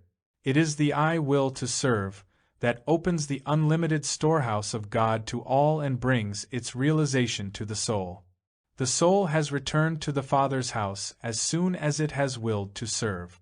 The prodigal who is serving becomes the feasted son. The hireling feeding on the husks becomes the prince of a royal household, the household of his own possibilities. He knows the love of God and understands and appropriates his Father's gift. None but a son can receive this gift. No servant, no hireling can enter into the joy of the son's inheritance. The servant is always seeking to attain. The son has already inherited all that the Father has. When we know that we belong to the Father's household, and that we are heir to all that the Father has, then we can begin to live as the Father wishes us to live. Behold, now are we sons of God. The son consciousness causes the fulfillment, the servant consciousness causes the lack. We will find every desire of the heart fulfilled by the Father as soon as we act the part of the Son in thought, word, and deed. We will find that the sons of God are free. Here the speaker arose, bade us good night, and, with the remark that he hoped to see us when we arrived at winter quarters, departed. Chapter 23. We left the village the next morning. For 3 days the trail led through a rough mountainous country so sparsely populated that we were obliged to pitch our tents each night. No provisions had been taken along for this trip, yet when food was needed it was there. No sooner were the arrangements made for a meal than an abundance of food was right at hand to be partaken of, and at no time did we see it all consumed. There was always a little left. The evening of the 3rd day we reached the head of a wide valley, through which valley we were to travel to reach the village of our destination. From this time on our road led through a fertile, well-populated valley. We had selected this village as our winter quarters for the reason that it was located in the very heart of the country we were visiting, and we felt that it would give us the opportunity we desired to come in daily contact with the people for a longer period of time. A great many of the people we had met in the different places we had already visited lived in this village, and they had all extended cordial invitations to visit them. We felt that, by staying in this village for the winder, we would have ample opportunity to observe their daily life more closely. We reached this village November 20th, and made a number of short trips from there until the snow came on and travel was made difficult. We were housed in very comfortable quarters, the people were very kind, and we prepared to enter into the life of the village. All the homes were thrown open to us, and we were told that the latch-strings were always out and that they considered all men brothers. At this time we were invited to share the home of one of the remarkable women that lived in this village, whom we had met before. We felt that we were comfortable and that it was not necessary to trouble her. She insisted that it would be no trouble, so we moved in, bag and baggage, and made her home our home during the remainder of our stay. I shall never forget the first time we met her. It was in a small town near the border. When she was introduced we thought she was not a day over 18, and we all thought her beautiful. What was our surprise when we were told she was over 400 years old and one of the most loved of teachers. Her whole life was spent in the work. When we first met her we had been thrown in daily contact with her for nearly 2 weeks, but her true self did not show forth until we saw her in her own home. After living in her home and being in daily contact with her, we could readily see why the people loved her as they did. It was impossible for anyone to do otherwise than love and respect her. We lived at this lady's home and ate at her table from the last of December until the following April. We had ample opportunity to observe her home life and the home life of a number of others in this village, and we found their lives ideal. The more we saw all these people, the more we loved and respected them. We had ample opportunity to corroborate all that they told us regarding their ages, by records that could not be contradicted, any more than our records can be contradicted. Chapter 24. Time went on until the last of December and the year was drawing to a close. We had noticed that a number of persons were congregating for the one ceremonial event that the masters participate in practically alone. Each day we were introduced to strangers. All spoke English, and we began to feel that we were a part of the village life. One day we were told that the event would take place on New Year's Eve, and we were invited to be present. We were also told that, while this event was not for outsiders, it was in no way a secret meeting, that none of their meetings were private. The assembly was for those who had commenced the work, had taken it up in earnest, and had gone far enough to realize that they wanted to live the life. Those who had accepted the higher consciousness and realized what this meant in their lives. It was called by some the Feast of the Passover. These gatherings were usually held at some stated location at this time of year, and this place had been chosen for the occasion this year. The morning of the day appointed for the assembly dawned bright and clear, with the mercury well below zero. It found us all eager, for we felt that this evening would add to the many interesting experiences of the trip. We arrived at the appointed place at 8 o'clock that evening and found about 200 assembled. The room was lighted in the same way as the one mentioned before and was very beautiful. We were told that the beautiful young lady who once before had been our hostess would have charge of the services. A few moments after we were seated she entered the room, and we all marveled at her youth and beauty. She wore a beautiful white gown, but there was no attempt at display. She stepped quietly to the small platform and began her address.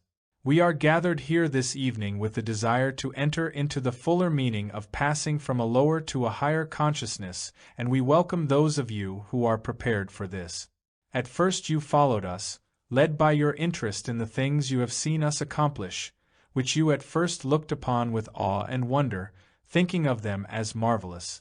We know you have at this time learned to look upon these things as the everyday occurrences of a life lived as it should be lived, a natural everyday life that God would have us live at all times. By this time you are satisfied that we have not performed any marvels. You realize the true spiritual meaning of what you are doing. The consciousness that functions from the true spiritual plane always interprets all forms in terms of the ideal underlying them. Then the great inner meaning is revealed, and there is no mystery, consequently no marvel, no miracle. This passing over from a lower to a higher consciousness means putting away the material, where all is discord and inharmony, and taking up and accepting the Christ consciousness, in which all is beauty, harmony, and perfection. This is the natural way of living, the way God sees us living, and the way so beautifully exemplified by Jesus here on earth. The other is the unnatural, the self-way, the hard way. When we realize it, it is so easy, so natural to live the Christ way. Then we come into the Christ consciousness. We have tables spread. This is the only occasion on which we congregate for a feast. It is not a feast such as those in mortal consciousness might think. It is a feast of realization and accomplishment, symbolizing the passing from the mortal to the Christ consciousness, and so greatly misunderstood throughout the world today. We believe that all of God's children will sit down to such a feast some day with the true realization of its meaning. We shall have with us, tonight, a few of those that have so perfected their bodies that they are able to take them into all the celestial realms and there receive the highest teachings. They have all lived a certain time here in visible form, then passed on and taken their bodies with them, to a place in consciousness where they are not visible to mortal eyes, and we must raise our consciousness to the Christ consciousness to converse with them.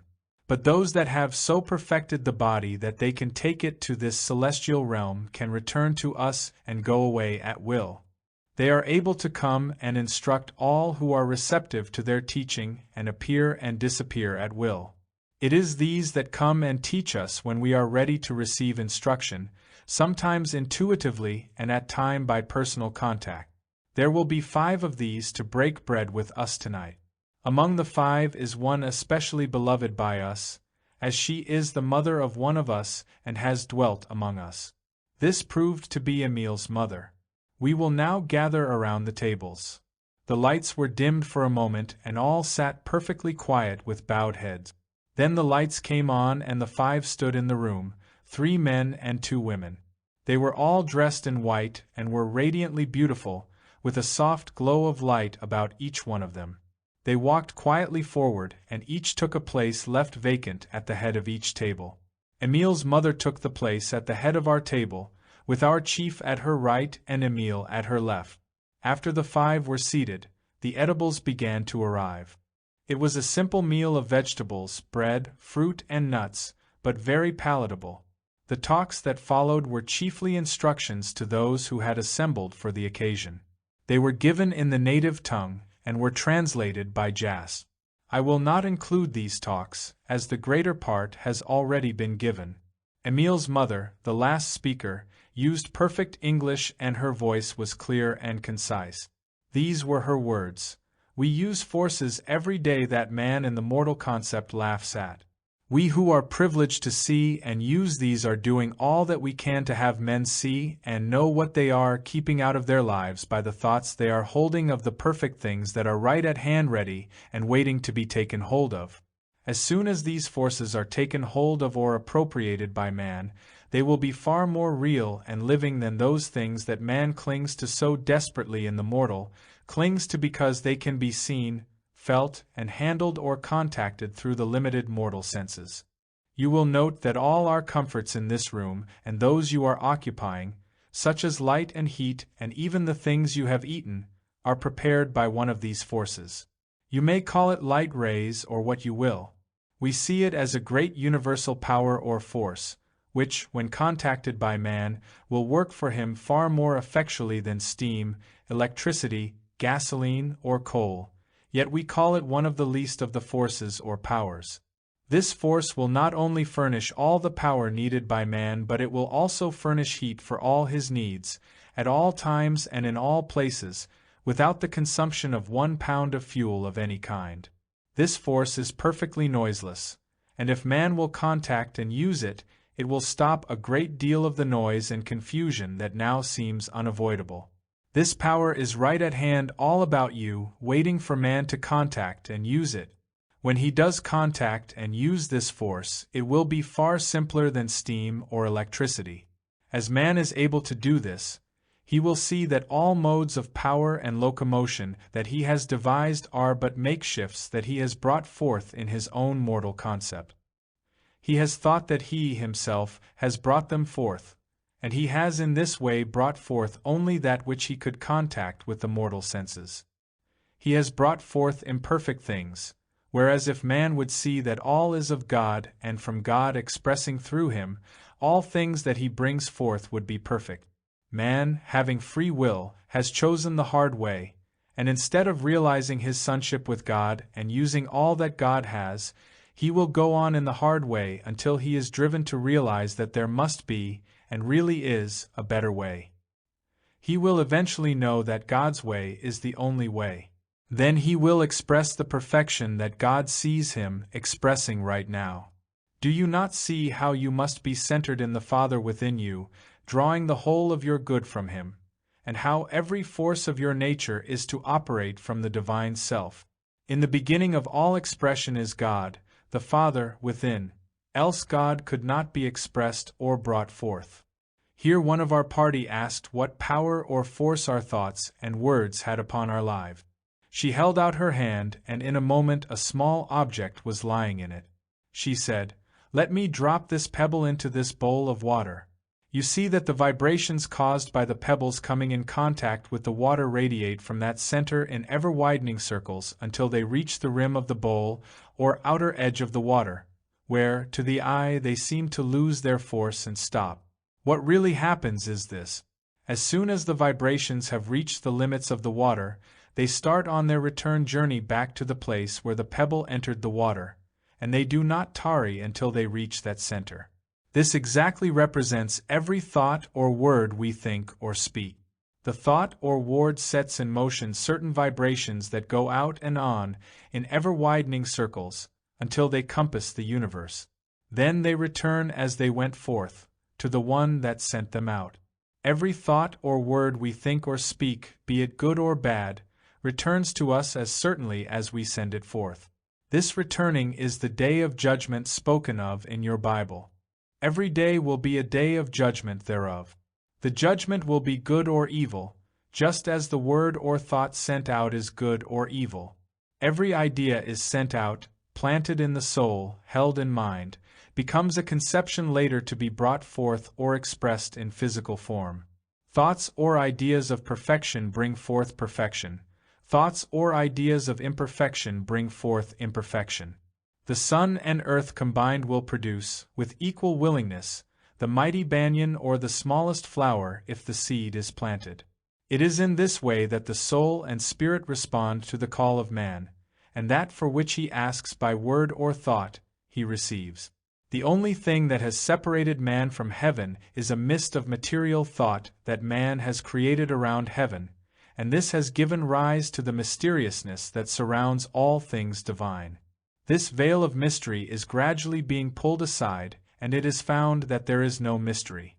Those establishing their different church organizations have found it expedient to surround the things of God with mystery, thinking to get a closer hold upon the people. But all are now finding that the deep things of God are the real, simple things of life. If not, of what avail are they? All are perceiving that the church but typifies the Christ consciousness in man, the God center of humanity. They are perceiving the ideal instead of worshipping the idol which has been built by mortal thought. Look at the vast number of heterodox organizations springing up on every hand. Though widely diversified now, they are bound to lead to the one. Has not this one thing come forth to bring the churches to the true realization? We who have so perfected our bodies that we are able to take them where we will are privileged to see and be in what is called the celestial realm. This realm is known to a great many as the seventh heaven. This realm is thought to be the very mystery of mysteries. This again is where man in mortal thought has erred. There is no mystery. We have only reached a place in consciousness where we are able to receive the highest teachings, the place where Jesus is today. It is a place in consciousness where we know that by putting off mortality, we are able to take on immortality, where we know that man is immortal, sinless, deathless, unchangeable, eternal, just as God is and as God sees man. A place where we know the real meaning of the Transfiguration, where we are able to commune with God and see Him face to face. A place where we know that all can come and receive and be as we are. We know that, before long, the consciousness of all will be raised to the plane where we can talk with them face to face and see eye to eye. Our withdrawal from their sight is but the raising of our consciousness above that of the mortal, and by this we become invisible only to those in mortal consciousness. We have to look upon three events. One that happened long ago, the one that typifies to you the birth of the Christ consciousness in man, the birth of the babe Jesus. Then the one we can see coming when your great nation accepts and realizes the Christ consciousness. Then we love to turn to the third and last, the greatest of all splendors, the second and last coming of the Christ, when all know and accept the Christ within, and live and unfold in this consciousness and grow as the lilies grow. This is the atonement, at one meant. As she finished, the invisible choir began to sing. The room was at first filled with music, which ended in a solemn dirge. Then there was silence for a moment, and the choir again burst forth with one glad riot of music, with each measure ending in a boom like the stroke of a great bell. This continued until 12 had been sounded, and we suddenly realized that it was 12 o'clock and the new year was here. This ended our first year with these wonderful people. Addendum. In presenting these notes of experiences with the Masters, I wish to emphasize my personal belief in the powers of these Masters and in their demonstration of a great law, a law that must carry a profound message to the whole human race. They proved conclusively that there is a law that transcends death and that all humanity in its evolution is slowly moving forward to understand and use it. The Masters say this law will be brought forth in America, will be given to the world, and then all may know the way to eternal life. This, they acclaim, is the unfoldment of the new age. None of the manifestations referred to in these notes were the materialization of the ordinary séance, far from it. It was the higher expression making the body visible and invisible at will, a glorifying and spiritualizing of the flesh. There is a God law and human beings will soon inherit it, become illumined, and use the body with understanding in full masterhood. There is no question but these people have brought the light through the long ages, and they prove by their daily life and works that this light does exist, just as it did thousands of years ago.